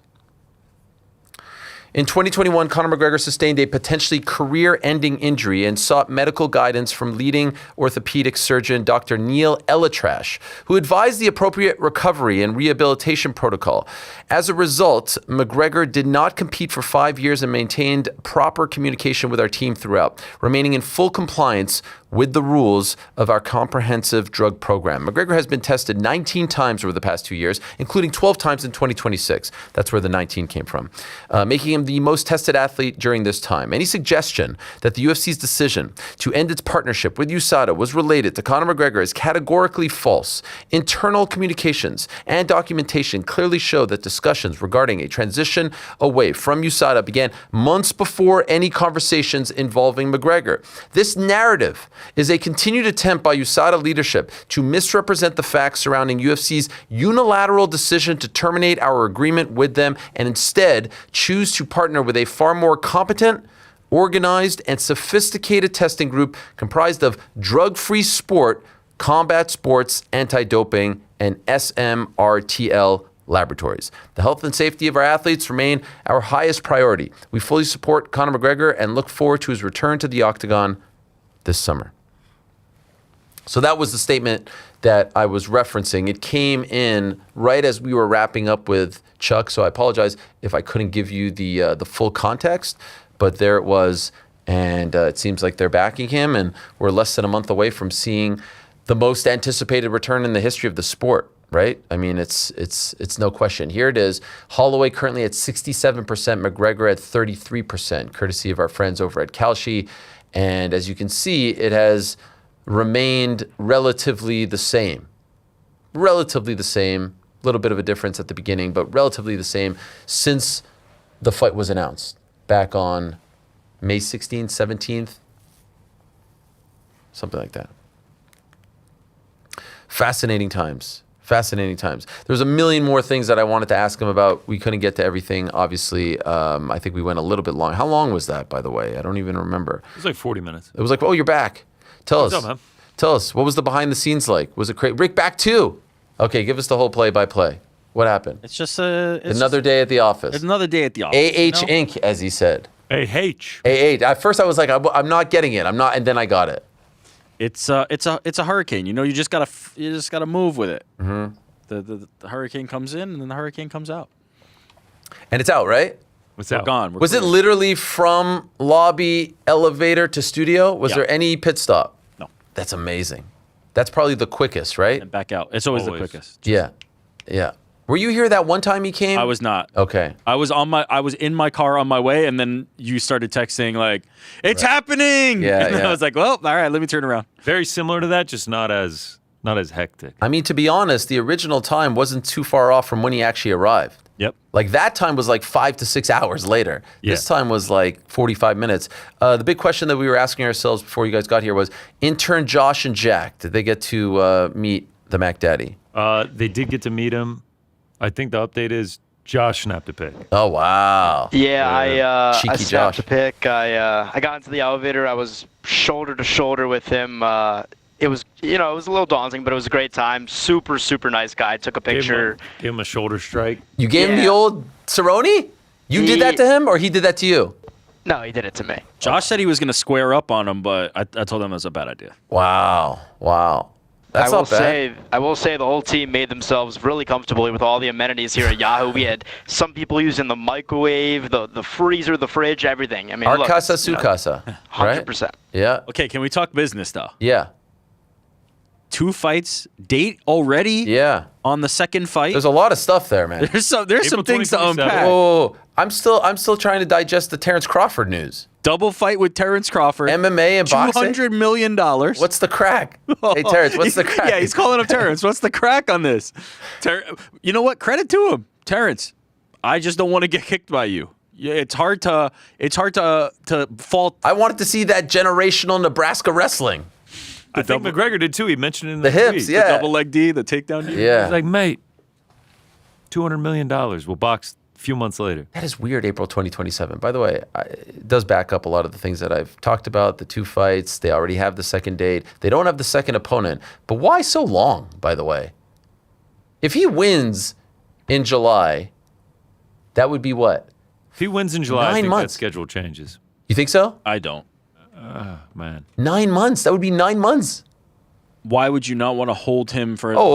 I understand. I understand from the UFC's perspective. You want to drag this out as much as possible. He's a part of the roster, subscriptions. You can promote him. You can advertise him. And most importantly, The longer you hold him, the longer your opposition doesn't have him potentially. Yeah. That's the key. BKFC on Fox. I was just about to say, shout out to Sean Hannity. Yeah. Yeah. Sean Hannity got the deal done. He looked around. He's like, "Do I say it?" And then he did. And then he did. Yeah. He's BKFC looking at. on Fox. There's a whole squad of people, and they kind of like make their presence felt. But it's it's all Is there all any chance part it's of the like experience. a Fox Nation streaming thing similar to RAF? 100%. Okay. I thought about getting into the nitty gritty there, but he said that's it. He's not into talking about the numbers. Oh yeah, I loved how you were like, "You're gonna be the highest paid." He's just like, "Yeah." And you're just like, "Can you tell us that number?"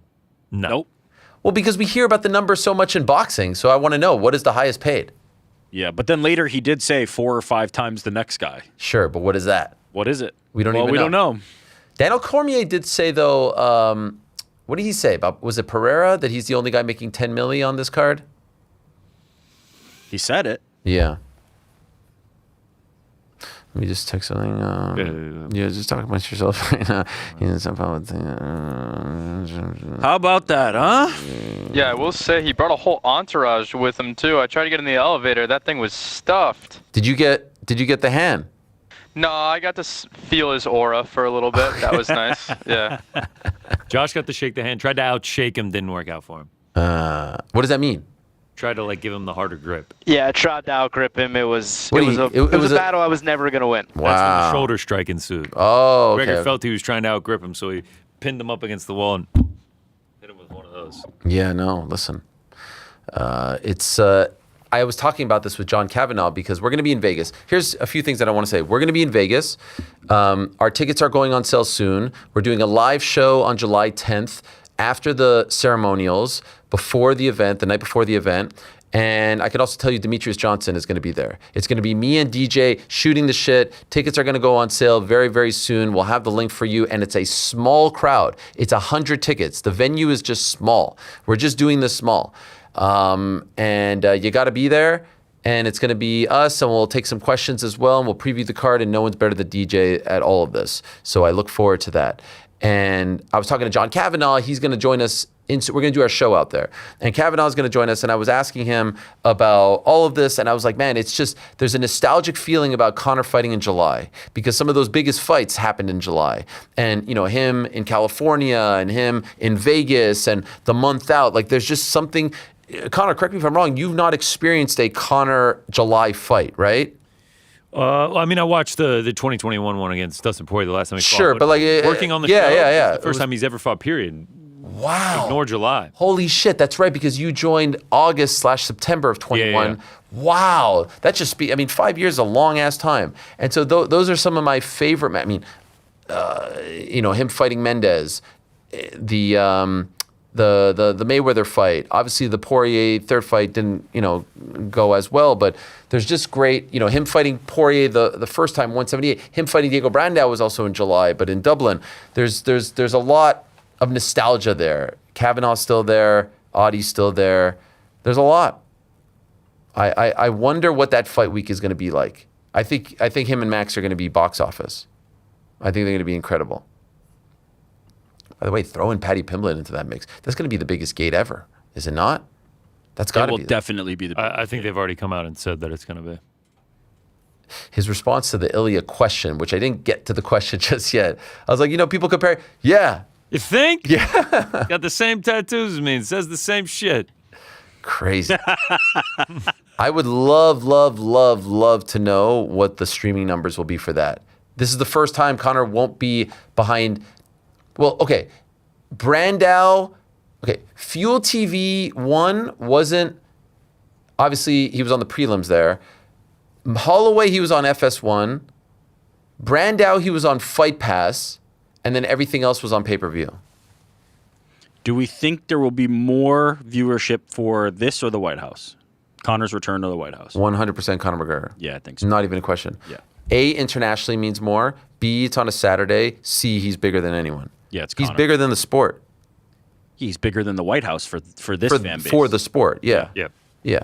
No, by the time we get to like a week or so out, it's going to be, if anything, I kind of wish ESPN was involved because we would get like the full push, But let's see. Whew, that was a lot. Should we answer some questions? Some more questions? Let's do it.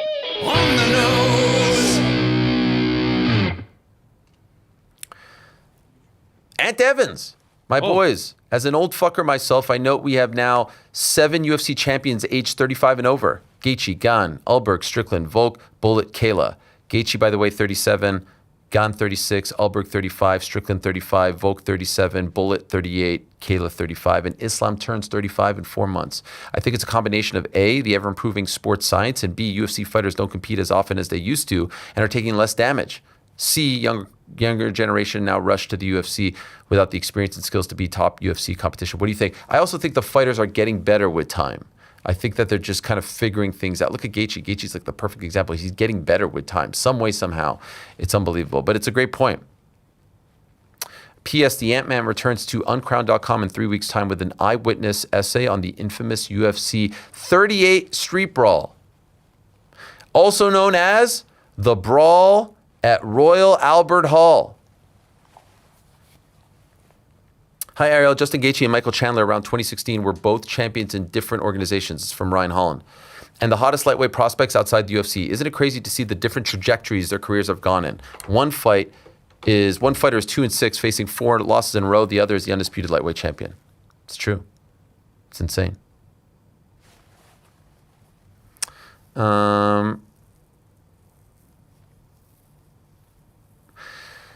Bunyak, hi Al, thoughts on the Incredible Hulk gimmick? I consider myself a highly educated professional in my industry, so I don't really find the gimmick amusing. Rather a bit of an insult to my intelligence. You know exactly what it is. There's no nuance to this gimmick. You know what it is. Is it time for Josh Hokett to give up the facade? I mean, one might argue it's working. Yeah. You know? I've never understood when people think that it's like, we got to stop this when you're getting the most possible attention, which is the intended goal. We were talking about him fighting Alex Pereira next. Yeah. Intern Jack just posted that, oh, hey, PT, welcome back. What's quick? Were you here the whole time? No. My Wi-Fi, I had to reboot the old Wi-Fi, so. Okay, well, let me just say, Jamal Hill says he wants to fight him at heavyweight. Oh, Jamal Hill moving up to heavyweight. Ain't that what journalism is? It's okay. We don't need the video. But yeah, he just posted that on his channel. So there you go. PT, we were just reacting to Conor. I don't know if you watched it. I did. I saw the whole thing in its entirety. Okay. Happy to hear that that one of the lads got a shoulder pop off him. Very nice. Yes. What did you've known him longer. You've known and covered him longer than all of us. We always talk. I remember pre-Khabib, we're like too erratic. Pre-Cerrone, he was zen. Pre-Dustin 2, he was too nice. Like, there's always like these labels put on the state of his mindset, if you will. What do you make of this one? I don't know if it's all that new. You know, he seems to be aware that he needs to be in the business of convincing people. He's aware that there's a lot of doubt around him. I haven't really seen him kind of talk about that as much. I know he did reference it once with you in that ESPN interview before the Cerrone fight. I think it's probably most like that. Like he feels like he needs to win the people back with this one. And I think more so than we've seen before. But I get that given the circumstances. Sure. I do find that he stopped me with the therapy line. I want, like when you hear about someone like him acknowledging the dark days, so to speak, it's always interesting to see how they get out of the dark days and whether or not the dark days are still there and the demons and things like that. Like I felt like for the first time in a while, and obviously I haven't talked to him in a while, it felt like the first time, and in person is different. Last time I spoke to him, I think it was Zoom before the Chandler fight was supposed to happen, like March of 24 when he was here for the movie premiere. But I feel like he's sort of acknowledging that, yeah, things went a little bit crazy to the best that he, to the extent that he did. And you never know. The one thing is Father Time is undefeated. So like everything could be, you could be right here, you could be right, here, but Father Time is undefeated. And for the most part, like look at what we saw with Ronda and Gina. Like it's tough to come back after a layoff like that. You could be in the best mental state possible. And I think that's part of the reason why a lot of people aren't picking him, right? If they were both as active as they as Max has been, I think a lot of people would have picked him. And if he was, not out for 5 years and he's fought at 170, but I think the inactivity is going to be the biggest hurdle. And the horrific injuries. And the horrific injuries. This guy is talking about, like, I need to do this because there was a chance I could never walk again. There was a chance you could never walk again, and you have to fight one of the greatest fighters, featherweight fighter certainly of all time. A guy who's beloved, a guy who's going to fight him in his wheelhouse. So I guess that's the doubt as well. There's a lot of broken bones along the way here since his pomp, and I guess like that's a hard thing for me to do, as you say. Like I've covered him for a very long time, so 2009, 2010.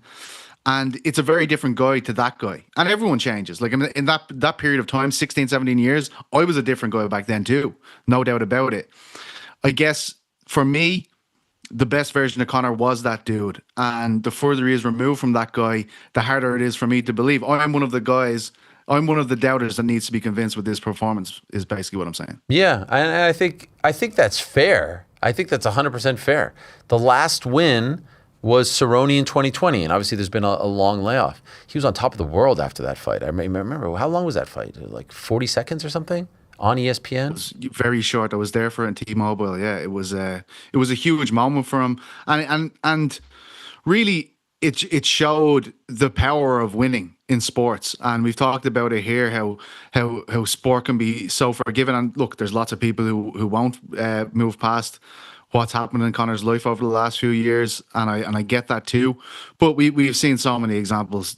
Tiger Woods, Tyson Fury, winning has unbelievable power, and I have no doubt that he'd be looking for another Cerrone-like situation in this fight. What did you make of the April 2027? Yeah, it's obviously UFC trying to keep him around for as long as possible. We knew that a guy, a commodity like McGregor, who is the biggest star, who they've never been able to replace, they're going to want to try and keep him around, keep him off their opposition's rosters for as long as possible. But I think it's going to be a very lucrative contract negotiation, regardless if the two fights go well or they don't. This is a cult character, which we've never seen in combat sports. And I think Netflix, anyone like that who's trying to put on these spectacular shows, McGregor's got to be top of their list in terms of people they want to work with. Yeah, that might be the most fascinating free agency period. I don't even think this is a hot take in the history of the sport. Like if he does finish the two fights, and if he goes 2-0, and let's just say even 1-1, and hell, if he even goes 0-2, if he looks awful, then it's different. But if he goes 1-1, if he goes 2-0, I don't think it's a stretch to say that Netflix would pay $100 million for him. Oh, I don't think so either. Like we've heard about the figures batted around for Tyson and everything like that. I think that's the kind of neck of the woods he's in, definitely. In terms of how he looks, I really don't think it matters. I think the way combat sports is now, Rick is constantly reiterating that this is not a sport anymore to me. So this is a guy that's far beyond anyone in terms of reach, in terms of recognition. Like this guy's face, everyone knows who he is, catchphrases, all that kind of stuff. He's in a completely different market to anyone they could deal with. So, I think it's going to, I had a feeling he wanted to talk about that a bit more. He nearly had to holster himself a few times there. Yeah. I feel like when you were asking him questions, I think he would like to say what's on his mind, but he's boxing clever in that regard with the UFC. The Terrence Crawford thing. Yeah. Could you imagine that? I can also wonder, I kind of respect. I kind of respect Terrence's situation there, though. Legacy meaning more than money. I thought it was interesting. Oh, 100%. He's undefeated. You don't want to look human in a sport that. I just think, you know what? For all the crazy ideas Turkey's had, it's not a bad one. We were always advocating for the. I would watch the shit out of it. I would watch the shit out of it. I'm not trying to say I wouldn't. I fucking watch terrible things all the time. The Rico Francis. We said let's do Rico Francis kickboxing, boxing. Let's do this. We've never had like a 2-fight series, so to speak. You know what I mean? Yeah. Yeah. I wonder, would Netflix try to lure Habib out of retirement or something? I wonder what his contract situation is. GSP? Because he hasn't fought for many years, I wonder if the time's run out on that situation. I'd say they would break the bank to be in that kind of neck of the woods with superstars of that caliber. What do you call MGK? A tick? A tick, yeah. Is that a thing? Yeah. It's like you're thick. You're an idiot. Okay. That's crazy. It's like you're thick-headed, like but we say don't pronounce THs very well. MGK said, "We don't fuck with you." That's crazy to his face. I mean, God, fair play. What's his? I said Megan Kelly. Megan Fox. Megan Fox. That's long gone. That's done. No more. What? What happened? Oh no! Don't they have a kid? What? Yeah. They ain't together anymore. That's a fumble. What no? of us have now? Is that a Oh fumble? yeah, it ended in 2024. Is that a fumble on MGK's part? Absolutely. Massive fumble. I don't think there's a bigger fumble that you can. But maybe it was his doing. Maybe. Like meaning. Well, that's some bad decision making, then, my friend. It does say here he started dating Megan Kelly in early 20. Wait, he did? No. Oh, what are you crazy? What? Bro, it's Megan, like Megan legendary. Fox to Megan Kelly would be the Is that craziest crazy? switch up of all time. I don't even think they spell their first names the same. What's the story with him that's what's dancing all the preventing time? If we're on the subject of MGK now, like he's switched it up. Like So MGK, I've actually gone a deep dive into his like career trajectory. He was kind of not like Frank's gonna get mad at me for saying this, like not punk rocky, but he was like, was he grungy? Anyway, he's not a rapper. He's full on pop now. He's like full on pop. Like he was more of a rap guy. I talked about this when I saw him at the Grey Cup. He was playing at the halftime show. I'm like, this is MGK. That's what I saw. I saw that same shit. Yeah, I was like, what? he was like some 41 out Dancing there. in a line. Good Charlotte. A little, who would be like not Backstreet or like NSYNC-esque, but pop. Who's pop? I don't know who's pop. Don't put him in a box, man. He's whatever he wants. I dig him, man. I dig him. The music's good. We often see many artists start as like hip hop artists primarily, and then they kind of like Is he Canadian? venture off. Nah, Cleveland, man. Remember Stipe? And y'all got reintroduced to him by him performing at the halftime of the Grey Cup? Till I die. Yeah, what was this deep dive? What prompted Okay, this? so let me tell you. I'm watching the Grey Cup. It's one of my great joys. I always watch the Grey Cup. I don't. What is the time frame for this? When are we? What is the Grey Cup? Sorry. The Grey Cup is the championship game for the CFL, the Canadian Football League. It's always around Thanksgiving in America. 2025, you're talking? Four. It was free. It might have been Winnipeg, Saskatchewan. It was one of those like prairies, and it was freezing. Like he was speaking, and it was like full on smoke coming out of his mouth. And I'm watching it, and I'm like, oh, MGK. Why is MGK? He's American. He's from Cleveland. He has no connection, and he rocked the house. I've talked about it on this show, and I know his DJ. I know like one of his guys, and I was like, yo, man, MGK is the man. This was great. I'm telling you, man. I was like, okay, damn. Did you send him like condolences? Like, oh, I heard them. Maybe now. No, I didn't know. I didn't. I guess when I did the deep dive, because I did deep dive, I was like, when did he become this? This was not the MGK. I remember when he had a rap battle with Eminem. Eminem, and he was a completely different guy. Kill Shot. Yeah. Great song, by the way. I thought. No, I mean, I like Eminem, but I thought it was a pretty good song. Anyway, back to the questions. Am I crazy? This is from Joel. Is the UFC waiting much longer to announce fights than last year? Yeah, they definitely are. Why that is? It's been going on for a while, though, no? Like, we'd find out like 4 weeks before. Yeah, I don't know why. Is it a on. pay-per-view thing? I don't know. It just got very confusing now. It used to be the good old days and blah, blah, blah. But you used to know like 2 months out what was going down. Now it kind of gets jumped on you, and it's kind of hard to keep track of everything that's going on. Ariel, now that the White House card is done, when will we get some real title fight announcements? Jan, Valentina, Dern, Volk, Islam. What is the holdup? Also, go Knicks. I don't know. I mean, we're going to get Islam anytime, for sure. That's going to be in Philadelphia. Barring something catastrophic, it's going to be in Philadelphia. What a time for Irish sport. McGregor in July, Ian Gary in August, Katie Taylor in September. Dare I say you're back? Irish combat sports. Yeah. Yeah, I mean, I think the Katie thing is probably resonating the most with the... Oh, of course. I'm not ranking them, but I just mean like 3 massive events back to back to back involving Irish. Huge. And I really hope that Ian gets over here. Like he is a tremendous fighter. You know, it's unbelievable to me that he's come this way, and the fascination that Ireland had with MMA. Look at those Bellator events, and then we have this guy who's incredible. You know, just an incredible fighter, incredible IQ, and it just doesn't kind of move the needle here as it used to. But I hope that this is a thing that kind of brings the people back. But who's to check? You know, hopefully. Matt Chiwiwis wants to ask you a question. He also says, "Happy National Fresh Veggies Day." This question is for Love PT. vegetables. Yeah. WHILST. Whilst? Whilst. I always screw that one up. Whilst I get the Return of the Mac is big business, I'm confused by TNT box office. They charge us UK watchers for a Mac fight and previously for a Paddy Justin and any Islam fight. But when we have the one-off events like the White House or the Sphere or 300, they don't put it on box office. Are they not bigger events? Thoughts? Peace and love, peace and love. It's actually to do with who draws the most in that neck of the woods. I agree. It's about, like, I think Aspinall was put behind a paywall for one of the Abu Dhabi fights as well. I'm not too sure about that. I can remember though one being out of the blue.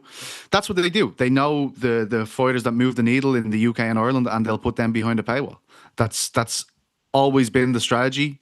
People get pissed off about it. Obviously, the White House one kind of was in that neck of the woods, but as Ariel brought up, Sunday night, you know, you're not gonna get a lot of people buying that pay-per-view here, not knowing that they're going to work maybe 30 minutes after that pay-per-view finishes, you know, or that event finishes. So I think that's where that missed. But it's usually to do with, like, you can bet your arse that Conor and Paddy being on the same card is going to be behind a pay-per-view. It'll be 30 quid in Ireland and 20 in the UK. But as I always say, like, compared to what you lads had to pay over the years, like, I couldn't believe the amount of money that you are spending on pay-per-views all the time. You know, it's not the worst. I'd say there's one or two every year. I don't think it's that bad, but a lot of people do. This is going to end at some point. Like, I think it's inevitable they're going to go to Paramount Plus. Goes to Paramount, yeah. More and more people are getting Paramount, and it's kind of synced up with the big broadcasting packages you can get now. All these interactive TVs, the Paramount Plus option is there. Say if Sky Digital here, it's all just like there's a button, press it, and you're in the app. So I'd imagine that's what they're trying to do. Because the last one with what was that event? Was it in Macau? Where they put it behind, like they put it on the app as opposed to the channel. It was a disaster. It was on like HBO Max, but it wasn't kind of put up anywhere. There was no kind of signage to tell you what to do. So I think Paramount Plus will probably do a better job of that than they did in that case, TNT Sports with the HBO app. But we'll have to wait and see. Martin from Ireland. Hey, Ariel, congrats to your team. I'm not a basketball fan by any means, but I was very happy on your behalf to hear that the Knicks had won. Now that we've seen the UFC make a show work with an outdoor element, being involved, what would it take to get a UFC show in an open air stadium? Do you think maybe they'd be open to it like the Bernabeu, where it has a retractable roof? Or do you think Dana White never wants to hear about open air again? I wish he did. I wish he did care about it, because it was especially for us guys who are watching week in, week out. I think that's probably like something that people don't realize that are just tuning into this event, that never watch UFC, that, you know, maybe every couple of years they tune in. That was so unique. And that's probably why, like, we feel like we have a different take than the things that you're seeing, Ira, because we just don't see that shit that often. And it was spectacular. And look, the UFC are amazing in terms of putting on a show. The production team are amazing, but they went completely beyond anything we've ever seen with that event. And of course, the feeling is, I'd love to see more of that. Like McGregor even said about the live music, I thought that was unbelievable. Like, I know we said this already, but it's hard to just think, like, you don't see something like that and go, well, we can do some things to add to the experience that we already have, because it seems so obvious, and they obviously can pull it off. But I just don't think they're ever going to do it. Dana said straight after this amazing event, no interest, back to arenas, you know? CA, congrats on the Knicks. I'm a third-generation lifelong Cubs fan. It was such a relief when they finally won. I get it. I no longer need to care about sports. I could just watch for entertainment. All you need now is a Bills Super Bowl. Amen, my friend. Buttnutter, Mabruk, Ariel, my brother. Mabruk means congratulations in Arabic on your team's amazing win. While I cannot claim to be a big fan of the sport or your team beforehand, your passion for them was infectious in my time watching your show. That for the first time, I watched the full NBA Finals live and enjoyed every moment of those games. Shame on President Lincoln for not being supportive of the Knicks. I agree. I always knew something was particularly wrong with that guy. Wow, no, listen. We needed. I won't stand for this. We needed some some friction. We needed someone to not believe. The Knicks thrive off that. Did you guys see the James Dolan speech that they posted? Did anyone watch? It was amazing. The unedited 13-minute one. Yeah. Did you see it, GC? I did. I didn't watch the whole 13-minute one. I just watched the social clip that they posted. Pete, James Dolan is the much maligned, I would say. Oh, he's hated. I listened to a whole podcast series about how hated this guy is. Throughout Ewing once. Oakley. Sorry, yes. Yes, and he's made bad decisions, bad hires, bad trades, bad signings, all kinds of issues. I mean, like, people wanted him out, accusations, all this stuff. And they post online yesterday on the Roommates Show podcast, which is Josh and Jalen's podcast, YouTube channel, 13 minutes, where right before the playoffs started, he sat there and gave a speech to the players for about 13, 14 minutes. And I think it would be fair to say he's not the greatest public speaker of all time. Like, he's got some sort of mannerisms and whatnot. And it was unbelievable. He nailed it. And I said in the aftermath of the trophy presentation that I thought he nailed the "I'm sorry, New York." He nailed this. And there were some funny moments. He suggested maybe abstaining from sex for 10 weeks and all this stuff. Lock in, tell your spouse, like, hey, I need to lock in. But, like, he rallied the troops. And to drop this after the fact was a pretty baller move. Like, they held on to it. He dropped it. Yesterday, they, I guess, gave the green light to drop it. And to watch it in the aftermath, knowing how the story played out, and knowing that there was the moments against the Hawks in the first round and whatnot, it's like the great, what could you compare that to? It's not a calling of your shot, but he does say, and like, I believe in you. I believe you're going to do it. And your life is going to change when you do it. It will never be the same. You will forever be NBA champion. You will forever be the guy, the team that brought a championship to New York. And now to see how it's playing out in real time, he was 100% right. It's pretty remarkable. It's going to be in the movie for sure. It's like an amazing thing. Like the Ben Stiller movie is going to have this in it for sure. Yeah, the DVD's Remember Winning Time? Yeah, The of Lakers course. Thing? Great. That would be a good storyline for this, I'd imagine. Back to the Abraham Lincoln thing. I forgot that Rick had that, and he like had to go down and meet McGregor's team, and there's like 15 what did they say? They had to have been like, what the fuck is this guy doing? No, the first thing I said to McGregor was like, I was like, no, not Dagestan. This is Abraham Lincoln. Oh, That he was got the first thing I upset said. because of the famous Ireland versus the Ireland Dagestan versus rivalry. Dagestan rivalry. I said, no, not that. Did he really? No, of course not. Oh, okay. Hey, Ariel, after watching for years Austin be so passionate about your sports teams, I found myself rooting for them as well. On Saturday, I was standing in line at Costco in Winnipeg, Manitoba, and saw a guy decked out in Knicks gear. I asked him about the game that night, and he lit up and said it was their time. It was their time after all these years. The vibes were high, and even had my girlfriend watching along with me. We aren't basketball fans, but we couldn't believe the cinema. Basketball has gained 2 new fans because of the passion you show for your teams, and your reaction video was real, raw emotion, and we loved it. And P.S., that White House card was wild. The boys rocked the watch along with the outfits. Sorry, this was a long one. Long-time listener and huge fight fan. But this week, we are all Knicks fans. Thanks for the content. Man, you know what's also surreal about that? The Knicks were such a laughingstock. The LOL Knicks, Knicks for clicks. They wanted. Do you remember the movie Soul that came out during COVID? Of course. Literally a scene in there where they just mocked the Knicks, and it's not even. I don't even know if it's a 5-year-old movie. Oh, I remember seeing that and feeling like personally offended by it. If someone's missed it, it was like, hey, I like to mess around with this one team, and it's like, and the Knicks lose again, and they were like spirits that would bat the ball away from the rim. Excuse me, I'm getting offended. Yeah, now. I was getting offended. And now we're no longer the laughingstock. We're the freaking gold standard. We're not the laughingstock, we're the gold standard. I just want to say I'm so thankful that the Sphere got built and James Dolan's You know attention what? got diverted. I'm not subscribing to that. I am. I'm so thankful he hired Leon Rose. Can I tell you one of the best parts about hiring Leon Rose? He hired Leon Rose, who was an agent, who pretty much signed all of his guys.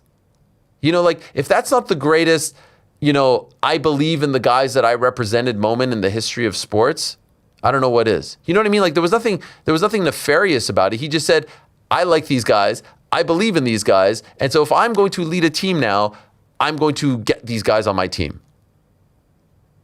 Pretty remarkable. Abe, hey Ariel, congrats on the Knicks win. As an Arsenal fan, I can relate to how you feel and the relief of finally getting it done. From January to May, the anxiety leading up to matches, my wife would even take the kids out when Arsenal played. When Arsenal lost the City and we looked like we were blowing it, I promised I'd take my wife and kids to Disneyland if we won the league. I know you promised to take them, minus Rick, for the celebration meal if they won. No, Rick's coming. Hell yeah. Any other emotional promises you have to now come good on? Yes, my son got Snapchat. So there you go. Sheesh. Life is coming at him quick, man. Holy shit. Snapping now. Snapping now. Snapping as an NBA champion. It's 3 months ago. He didn't have a phone. Now I see him doing like the little faces. You know. iPad boy no more. I said to him, "Nick's when you get Snapchat." Sheesh. Whoa. Have we gotten the name of the omakase place yet? Yeah, we need to figure that out. No, I have it, but I haven't booked it. I need to book it. Oh, you got to book it. Yeah, I guess it's only a few weeks away, man. Yeah, man, and we're also rolling like 6, 7 deep. What is this going to cost me? 6, 7. Oh, okay. It's more like 10. P.S. Ariel's still on cloud 9.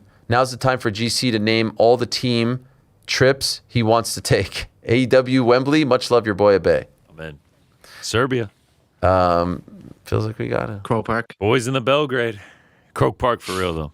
Don I might Bernetti. just take that on my own. First off, congrats, Ariel. You deserve it. Congrats on the championship. Let's go, Knicks. Any chance we get Mike Brown on the pod? We have to. We have to get Mike Brown on the pod. Right? We have I bet he wants to talk about Ilya and Justin and. Do you think he watched the next day? Yes, 100%. I do. He seems like a legit fan. I'm not going to lie. He's a fan. Yeah. He's probably going to want to talk about MMA more than he does the Knicks. 100% he is. A bit of a conflict between you two. What a weird position you'll be in because he'll want to talk about MMA more and you'll be dying to talk about the Knicks more. If I saw Mike Brown walking down the street right now, the hug that I would give that man. He really has like sort of like dad vibes to him. You know, like when Is it because he sings "Who let the dogs out" every 5 seconds? Is that the dad vibes? But it's great. He couldn't walk down the street right now, right? He couldn't just walk. There's a video of him going into the Polo restaurant. Did you guys see this? Yeah. What is it called? Like the Ralph Lauren bar? Polo bar. The Polo bar. Did you see this video? No. Yes. The place erupts, standing ovation for Hero. him. Hero. This man will never pay for a meal for the rest of his life. Like imagine, and you're not just a hero in any town. This freaking town. Josh Hart was asked. He's like, you're never going to pay for a meal again. He said, "Great. I love to eat really well." And he will for the rest of his life. What could Jalen Brunson get away with in this city at this point? I don't think there's anything lot. that he couldn't. Jalen Brunson runs for mayor. Legit, he wins by a landslide. Right? He's got to be the most. Jalen Brunson is the most beloved New York City athlete since Derek Jeter, in my opinion, more than Eli Manning, and I think he trumps Derek Jeter. Yeah, Eli and I guess Judge because there's would be also the 50% of the city that doesn't like Derek Jeter, that hates Derek Jeter, and that hates Eli Manning, that's jealous of him. There are parts of the city that hate Derek Jeter and Eli Manning? Mets What parts fans. of the city? Mets fans hate Derek Jeter. I know, but there's no real Mets fans. But there's no real Nets there's fans. Mets There are There's real no Mets real fans. Nets fans. There are real Mets. Jordan's a Mets fan, no? Yankees. No. Yeah. This is a Yankee city. Let's. No, but let's be honest. There are Jets fans who are jealous of the Giants. There are Mets fans who are jealous of the Yankees. There are even Islander fans who hate. I know they're a smaller, percentage. Watch what you say. What's that? Watch what you say about the Islanders. Who hate the Rangers? I do hate the Rangers. This city belongs to the Rangers, Yankees, Knicks. That's just what it is. You may say that, and they are the Yankees. most successful, but there are still people. My point is, I think you can make a very strong case. Where's Pat's ass at? Yeah, those are the more Crazy popular Pat. ones, but No. people love the Jets. You have to say Brunson right now, most beloved New York City athlete. By the way, did you guys see Rick Brunson on Inside the NBA talking about Ewing is still the best Knick? Yeah. You will not meet a bigger Patrick Ewing fan in your entire life. I feel very confident in that. How do you say that next to your son who just won the title? I respected him for keeping it a buck. Bro, that he's, ain't he's trying to keep him humble. He's trying to keep sun him his hungry. son. Yeah. Yeah. It's Brunson. He played with Ewing. It's not like he's like. Yo, Frazier won 2 championships, and it's still Brunson because Frazier had 5 Hall of Famers on his team. Brunson went clutch mode so many times during that playoff run. I don't know. I think Pat's still the best. Matt from SLC, quick one, fellas. Who's Joe or my dad is my father? Who's Joe, for sure. It's Who's Joe is better. not even a competition. Yeah. Okay, just a couple more here. Pat said Brunson over Jeter? Yeah, I stand by it. Someone's asking if we're going to get Scarlett on the show, Killer Cross's wife, and yes, in July she'll be on. Hell yeah.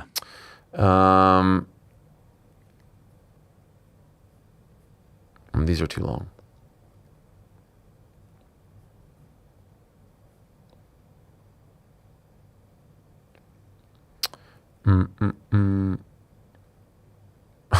Good evening, Ariel. After everything that happened in the last 7 days, how was your daughter's concert? I appreciate you asking. It was great. She did a great job. She actually had a solo. She was like singing in front of everyone. I didn't even know she had that in her. It's remarkable. Okay. Okay, this is a fun one for Andy. Blind rank these fighters you want to hang out with. You'd want to hang out with, okay? All right. Veronica Hardy. How many? 5. Okay. Veronica Hardy.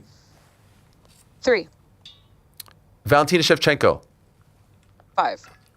Friend of the show, Juliana Pena. 4. Fellow Venezuelan. I don't know who else is coming. Dakota Ditcheva. Oh, 1 actually. Ronda Rousey. 2. There it is.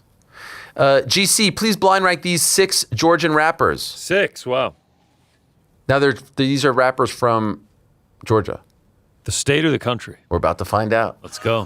If these are just guys from the country of Georgia, it would be all now, time. Ludacris. 3. Andre 3000. 2. Gucci Mane. Wow. Fuck. I've messed this up already. 4. 2 Chainz. 5. T.I. 6. Young Thug. 1. Yes. Oh, okay. At least you got that. Glad At I least said you got Thug that. for 1. That was great. That was a great ranking. Shout out to Sex. Yeah. I think you did a pretty good I job. feel like with that. Andre is everybody's number 1. Yeah. He's not mine. So I'm glad I put him 2. Okay. Gucci's mine though as well. I know. Gucci should have been 3. Ludacris isn't nice. Young Thug 1 was respectable. All 6 are fantastic. Super Chats time. Super Chats. Romeo Dubstan. Michelle would win in 2028. Peak retaliation. Can you imagine? Obama comes back with a vengeance. Shay Less HC223. The doctor should take a look in the minute in between rounds. When the minute is up, he should get up and fight. If he's not ready, the fight is over. It's like what Armin said. They're giving an extra minute. Yeah. It was a little Romero Kennedy-esque. Clusterfuck. Yeah. Shay. Again. Wait, is this the same Shay? Yeah. Also, Mark Goddard was not having it throwing the water bottle. I missed that. Yeah, they tried to give him some extra water when they said to continue the fight, and he was like, no more water, and threw it out of the cage. Oh, yeah. Jake from Windy City. Don't know if you saw, Ariel, but devastating news today. Hockey Night in Canada is no more, and CBC will not air hockey anymore. First time in 74 years. What's up with that? That's like... Hockey Night in Canada is no more? Ooh, CBC to stop airing Hockey Night in Canada this fall after nearly... That is institutional. Why? What the hell? CBC has sublicense with right holder Roger Sportsnet ends. That's a shame. Dun, dun, dun, dun, dun, dun, dun, dun. That is a shame. 74 years, guys. I wasn't even the biggest hockey fan, and I watched Hockey Night in Canada. That would be sort of like Match of the Day for you, PT. But this is an original. This is an original. Match of the Day is the best game of the day, right? No, Match of the Day will play all the games. Yeah, but Match of the Day, like, is it a live broadcast or is it one that has already aired? No, it comes on at like 10:30 after all the games are finished. Right. They have one game as the spotlight game. Do you know what's like? It's more like, yeah, it's Match of the Day in the UK or like the Sunday game in Ireland that plays all the Gaelic games every Sunday. Like that. But Hockey Night in Canada is like the live premiere best game of the week. You know what I mean? Oh shit, they're live broadcasting. Yeah. Okay. And it's a huge freak, and it's usually a Canadian team involved. So what's obviously. going to happen for Canadian No, because Roger Sportsnet is the cable channel, and Hockey Night in Canada lost the deal, but they came to an agreement where they would sub-license it, and it would simulcast on Rogers and CBC, and I guess now it's not going to do that anymore. But the nostalgia, like you went on Channel 13 or Channel 6 to watch it, and it was just royalty, Canadian royalty. Papa, does Hokie get in trouble if he says Melania Trump was one of the Epstein girls? What? They're basically asking, is there a limit? Like, is there a threshold to what he could say? I hate all this. Jamie Delhauze, Unk AH, keep doing great work. What an amazing time to be an MMA fan. The UFC card was a 9.7 out of 10. Shout out New York, Rick Magomedov. Life is good of today. Life is good. Yes, brother. Cousin Kev, okay, Poetan complaining about the shots to the back of the head is crazy. He was getting knocked out regardless. How many were actually to the back of the head? I mean, a lot. Lucas Ski, good stuff getting Conor today, Ariel. Love to see it. Does the UFC have some spectacle for 2027 in the works, possibly to maximize with Conor? No. I thought they have to offer 3 a year. Cousin Kev, nickname should be Surreal Gon. I've always liked Serial Gain, as John Jones says it. What's this from Enbu? Ariel's wife can't let him out of the house with that shirt on, especially McGregor interview day. SMH, PS, congrats on Kalshi sponsorship. Huge. This is a nice shirt right here. What do you guys know about fashion? This is art right here. I love this shirt. You guys don't like it? It looks great on you. Thanks, Frank. You know I got it? Yes. Yeah, you know yourself, Frankie. You know yourself. Another Conor interview during fight week? I mean, it just wrapped up 30 minutes ago. It would be a little. So is that a yes? I don't know. Rez Pasito. I want to play the UFC 329 tickets right. Should I wait until fight day? Risky? What is the move here? Budget is $3K for 2 people. Absolutely do not wait till fight day. This is going to be a I kind of feel like that's the move. If your budget is $3K, you got to no. wait till the last minute. No. I don't think you can get 2 for 3K right now. No. Exactly. So then your move is just wait till people start to get a little bit desperate. Well, to it sell. depends. If he has to go, you're not like there's a high likelihood you don't get in on this one. I would not. Yeah, I wouldn't play that game. And I am the person who, here's the thing. I'm willing not to go. So I'm willing to say, let's wait till the day, and then we either get it or we don't. I'm okay with not going. If you have to go, I wouldn't play that game for this Conor McGregor fight. My rule of thumb, if I'm buying tickets secondhand, is always wait till the last minute, as nerve-wracking as it is. But you're prepared for the opportunity not to go, right? No, I always know at the very end I'm going to have to deal with the circumstances. I don't usually have like a hard cap budget. All right, so I'm not going to lie. I'm going to Atlanta this weekend for Spain, Saudi Arabia, right? Mm-hmm. Tickets were like $500. Yeah. I was like, I'm going to wait till the day of. Maybe they'll drop down to like $300. Checked earlier, they're like $1,200 now. Ooh, so what are you feeling? If they stay at $1,200, I'm not going. Yeah. Serious? It's a dicey game. It's too much for that kind of game. It's too much for that kind of game. For a group stage, Spain, Saudi Arabia. Oh, I agree. I think the whole thing is absurd. But you've already committed. You have flight and everything, no? Correct, yeah. Will you He can cancel? find things to do in his hometown. Oh, you canceling the trip? Nah. It's Father's Dude, Day as well. Just I can knock that out. wait till the end. It's going to go down. And honestly, the best thing to happen to you was Spain drawing, because I feel like there's less excitement. I think it actually. tell you who's not drawn. Because the groups France. like open up for anybody now. What's happening? Mbappe scored. Oh, just What a scored. ball. I was wondering what you were looking at over there. What did I say? What did I say? What's it, 1-0?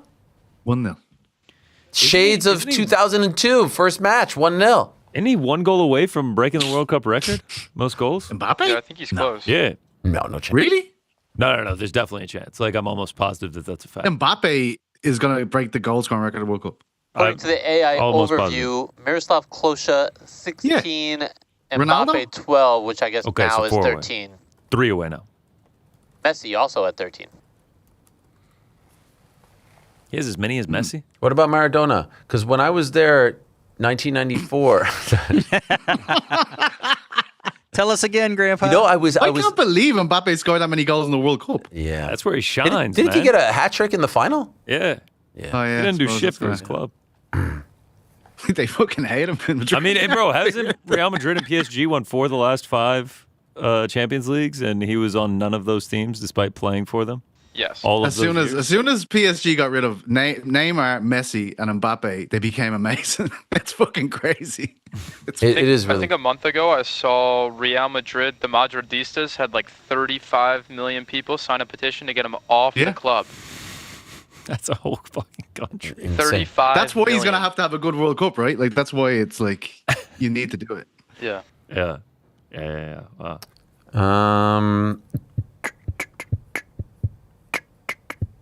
Did I lose my spot? It was the guy who asked about the tickets last minute. Oh, yeah.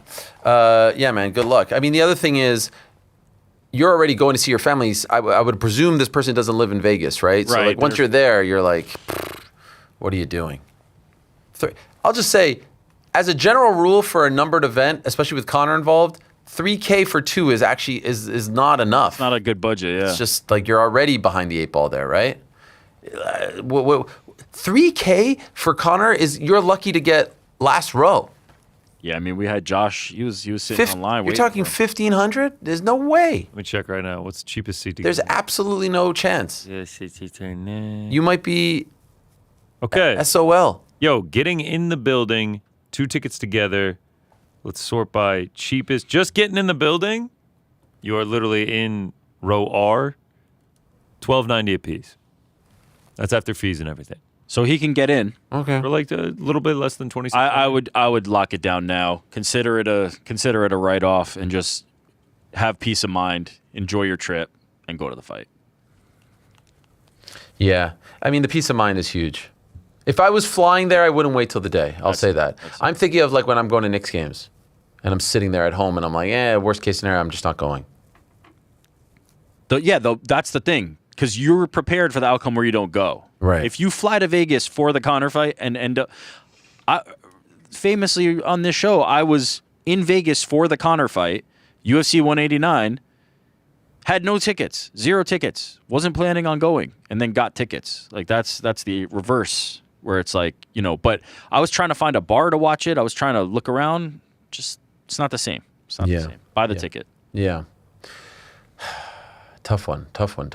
Well, good luck to you, my friend. Today's been a day. Tomorrow's going to be another great day. We do have Sean O'Malley on tomorrow, and I think I'm working on a couple other people here, but I don't want to jinx it just yet. I need to get back home and watch more Knicks videos. That's what I need to do. Lock in on the World Cup now, Ariel. Come on. I know. Fuck. What's happened already today? Anything? This is the first game of the day. The first game of the day. What are we doing? 369? 369 midnight as well. You can't forget about Austria, Jordan. I don't hate the midnight. I'm gonna forget about them. I'm gonna forget about that one, GC. I'm not gonna lie to you. Pete, come on, man. Pete, 3 Lions tomorrow. Come on, Pete. Yeah. Who are they playing? Croatia. Yeah, that's a good one. I love that. Shout out Small Luka nation Modric. like Is ourselves. Modric in it? Mexico playing tomorrow? Yeah, Modric's in it. No, but Portugal's going to see the doctor. DR Congo. Oh, right. I was like, what are you talking about? I've got like nearly every team. Colombia. The sweepstakes I've been in is absolutely fucking criminal. Like I pretty much have 48 teams. It's fucking ridiculous. So today we've got Holland's World Cup debut. Yeah. Against the powerhouse that is Iraq. You know what they did with the bus? All the fans come in behind. They had to call them and say, shut down a fucking street because we're coming, baby. I love it. Great people. I need to lock in. And then Yeah, bro, dial in. I need to lock it in. You know what, Pete? The midnight game is not a bad spot for you. 6 a.m. That's a bad spot for No, you're 5 a.m. Right? You're 5 hours ahead. Bad spot. You're not waking up for that one. Yeah. What game? The midnight game. Jordan Yeah, versus who you playing, Jordan? Austria. Who's playing Austria? Yeah, shout out to They can Alexander keep Rack. that one. They can keep that. It is weird seeing some of these teams in the World Cup, right? Like Jordan versus Austria. I don't want to get into it. No. I do. I mean, I love it, and I feel like there's enthusiasm. Yeah, I just need to lock in. I mean, You just need to lock in. I just man. need There's to lock definitely in. enthusiasm. I think he needs to lock in. Has the goalie hit 10 million followers yet? Let's see. 9.6. Holy shit. Fucking hell. Every time I check, it's 400,000 more. Let me tell you something. Because he got to draw. Let me tell you something. If Spain. they steal a win, this dude's going on like freaking whatever the They can Cabo beat Verde. Saudi Arabia. They can fucking beat Yeah. Saudi Arabia. I know. There's no more pressure than this man next game. I don't Whoever feel they like play, there's pressure. This guy's going to be celebrated when he comes home. Talk about never buying a meal again. I agree, but if whoever they play next blasts in 5 goals, The unfollows are going to be insane. Yeah, I'm unfollowing. I'm unfollowing. I'll tell you that right now, Josimar. You let in 5 goals, unfollows happen. He's down to 400K again. Is Holy the shit. content even good on there? You were talking What do about you Tim mean? Payne, It's weren't just you? The New pictures of Zealand him. player. Weren't you, GC, the Tim Payne, the guy that they got a load of followers for, like he had the lowest amount of exposure for any World Cup player. He's after signing for a team in Paraguay. The guy plays for New Zealand. Oh, fuck. Some influencer looked up the player with the lowest amount of social media traction ahead of the World Cup. It was Tim Payne, a defender for New Zealand. They obviously drew the first game, and now he's been signed to a team in Paraguay. That's pretty insane. cool. I mean, this guy had to have been up there. 45K is nothing. Unbelievable. I think he had 3,000 Tim Payne before the World Cup. Check him out. Wow. What's he got? Well, let's see. He has Hold on. less. I know this. He has less than the Cabo Verde goalie because I saw this. He passed him yesterday. he was at like 4.5 million or something. Well, we just talked about Mbappe scoring. Mbappe sitting at 130 mil. Jesus. Well, I was gonna say the Capo Verde goalie has more followers than Josh Hart, Kat, and Brunson. Nah, get out of here with that. Get out of here with that. Get out of here with I that. can't look anywhere without seeing this guy. What about Jalen? He ain't got more than Jalen. No, he's got a lot more than Jalen. What? And all those guys combined. Jalen Hart, like Brunson, 1.8. Kat. Oh, is he Brazilian? No, he's Portuguese. He's Capo Veridian. Yeah, our old friend, the Brazilian Beast, Guilherme, telling me that his name is Vozinha. Oh, okay. And I guess his nickname, backstory is, that started from a Brazilian TV station that aired the game and asked the Brazilians to mass follow him, and he's named after a former Botafogo player, Josimar.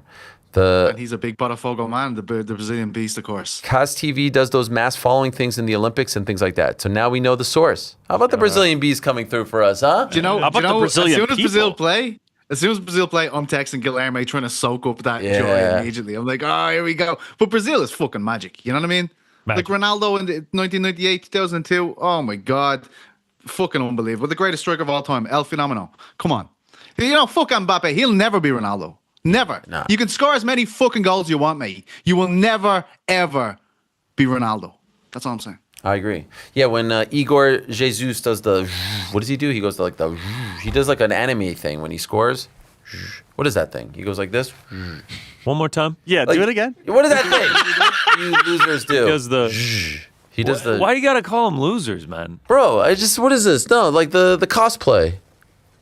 No one gets more offended than GC when I make any sort of reference about anime. Are you doing the It triggers. It's not references. It's not references. It's the insults. What's that corny bullshit loser stuff? That It's the like me with freaks watch? wrestling. Listen, I get it. That's the What is reason that- why I do is it. That weirdo shit that you guys do. That's what I do. It's like wrestling. By the way, where did that Brunson thing come from? I didn't see that. I've had it this whole time, bro. What do you mean? I got it at the beginning of the final. What? I've not seen that. I wore it on the show. I was like, yeah, let's go, Nick. Yo, I have not seen that. It's been here for like 2 weeks. I don't even see it in Rick's shot too. I just noticed it. If we go, let's go full control room. You can see it. Let me Yeah, see. it's Let me see. Let me see it right here. Let me see it. Right I won it. They did like a pop. Wow, it looks great. Yo, that could never come down. That's there for life. I mean, this shit is the coolest shit ever. The fucking Yeah, it is cool as hell. Those guys were doing it on the UFC broadcast. They were. You know who they were? No. Shane McMahon's kids. Fuck, Shout for out. real? Yeah. True No New chance in Yorkers. hell. That's Vince. That's their grandfather. All right, friends. We're done. Alex Hang on, they're Volkanovski related? on the show tomorrow. What? What's that? He's joking that Vince and Shane are related. Yeah. He says, okay, Guilherme always has the backstory. It's Dragon Ball Z's Kamehameha. Kamehameha. There it is. There you go. All timer. This looks The like Brazilian Beast knows this about looks Ronaldo. like a really Brazilian bad Beast chest knows pass. all That's about like when McGregor is shooting threes at MSG. Oh, when he yeah, goes like his that. Shot, his shot was a. Oh, there he he is. Look at that fucking guy. Yeah. He's some Okay, kind of legend. how about Ronaldinho though? Oh, legend. Great, love him. Love him. Kaká, But not Oscar, Ronaldo. He's not Holy, Ronaldo. come on. No, about Ronaldo. All right. What about my boy Roberto Carlos? Great left foot. Scored that free kick. No. Fantastic. What about Dunga? Dunga, not really. You know, very, very European Brazilian player, I'd say. More like. What about my boy Cafu? Cafu, right back. Cafu. Right back, fantastic. What do you know about Cafu? What about my boy Vozinha? Yeah, that's my boy. What about my boy Aldair, Danielson, Bebeto, Romario, Zico, Allison, Socrates. Allison Come who? on. Jorginho. Rosenstrike? Garincha of Botafogo. Guilherme's old favorite. Jorginho Rosenstrike is from Surrey now. I cannot participate at all in this like dudes naming athletes. What about my boy I'm out. Fonzie? We need him to play. Junior Albueno. Alfonso Davies. Yeah. Henry Winkler? Taffarel. Joe? What's his name? Who's Joe? Howard? Who's Joe? There was a Joe. There was a Joe up front for Brazil. That is a wild fucking, yeah. Thank you to our guests. Thank you, Chuck. Thank you, Conor McGregor. Thanks to all of you. Thanks all. Back to our station. Peter. Sorry. I'm out of here. Bye.